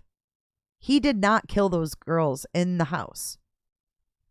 And the reason he said that they were dead was probably because he could not handle people knowing that he forced them to sit in the back with their little feet dangling over their mom's dead body. Sick.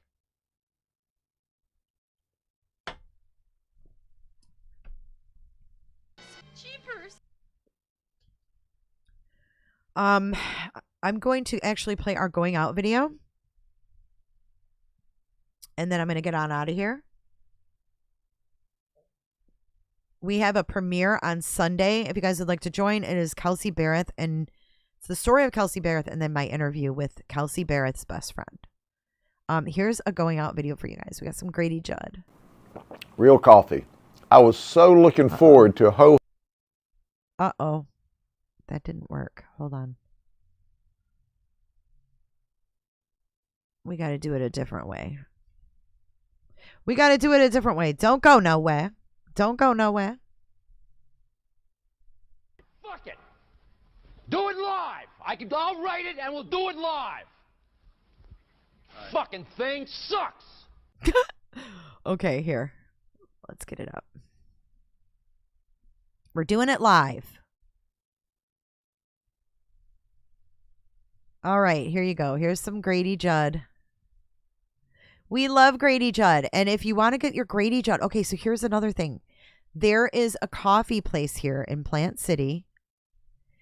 And he is selling, it's called Dark Horse Coffee. I'm going to have him on the podcast.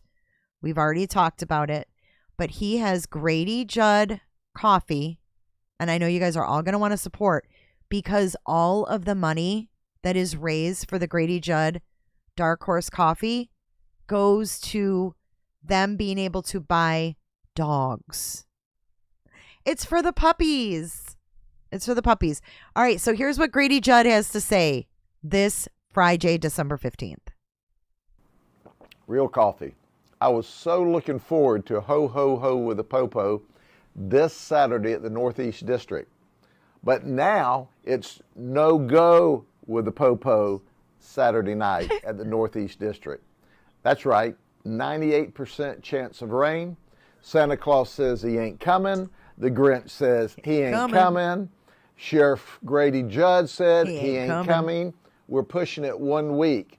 And then we're going to have Ho Ho Ho with the Popo on the 23rd of December. So bring all the kids. It's going to be bigger and better than ever. Food and fun and a chance to chill out. Ho, ho, ho. See ya. All right, you guys. Enjoy the rest of your Friday. I love you guys. Thank you for all the support. Thank you for the memberships and the super chats today. Battery! Let's dance it out. We're going to run our credits. Stick around. Chat amongst yourselves. Enjoy the rest of your day. Enjoy the chat. Let's go.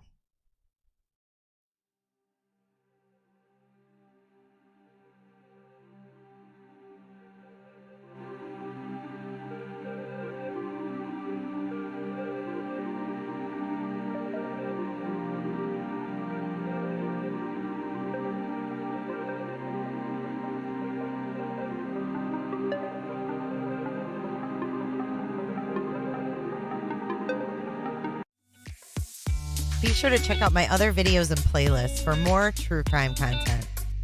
And if that's not enough, you can join our Patreon. Don't have a tinfoil hat? It's okay. We'll make you one. It's that easy. See you guys in the next video. See you later. Bye.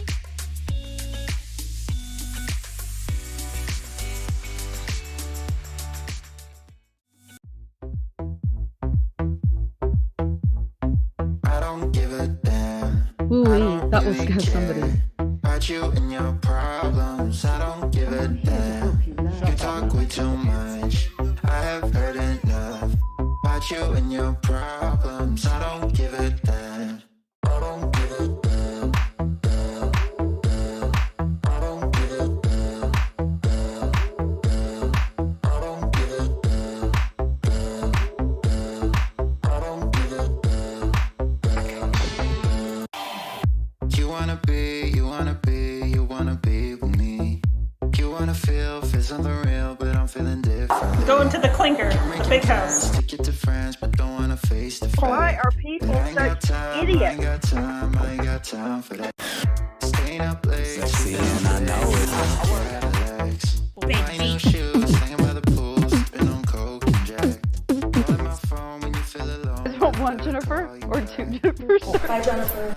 Thanks so much, Jennifer.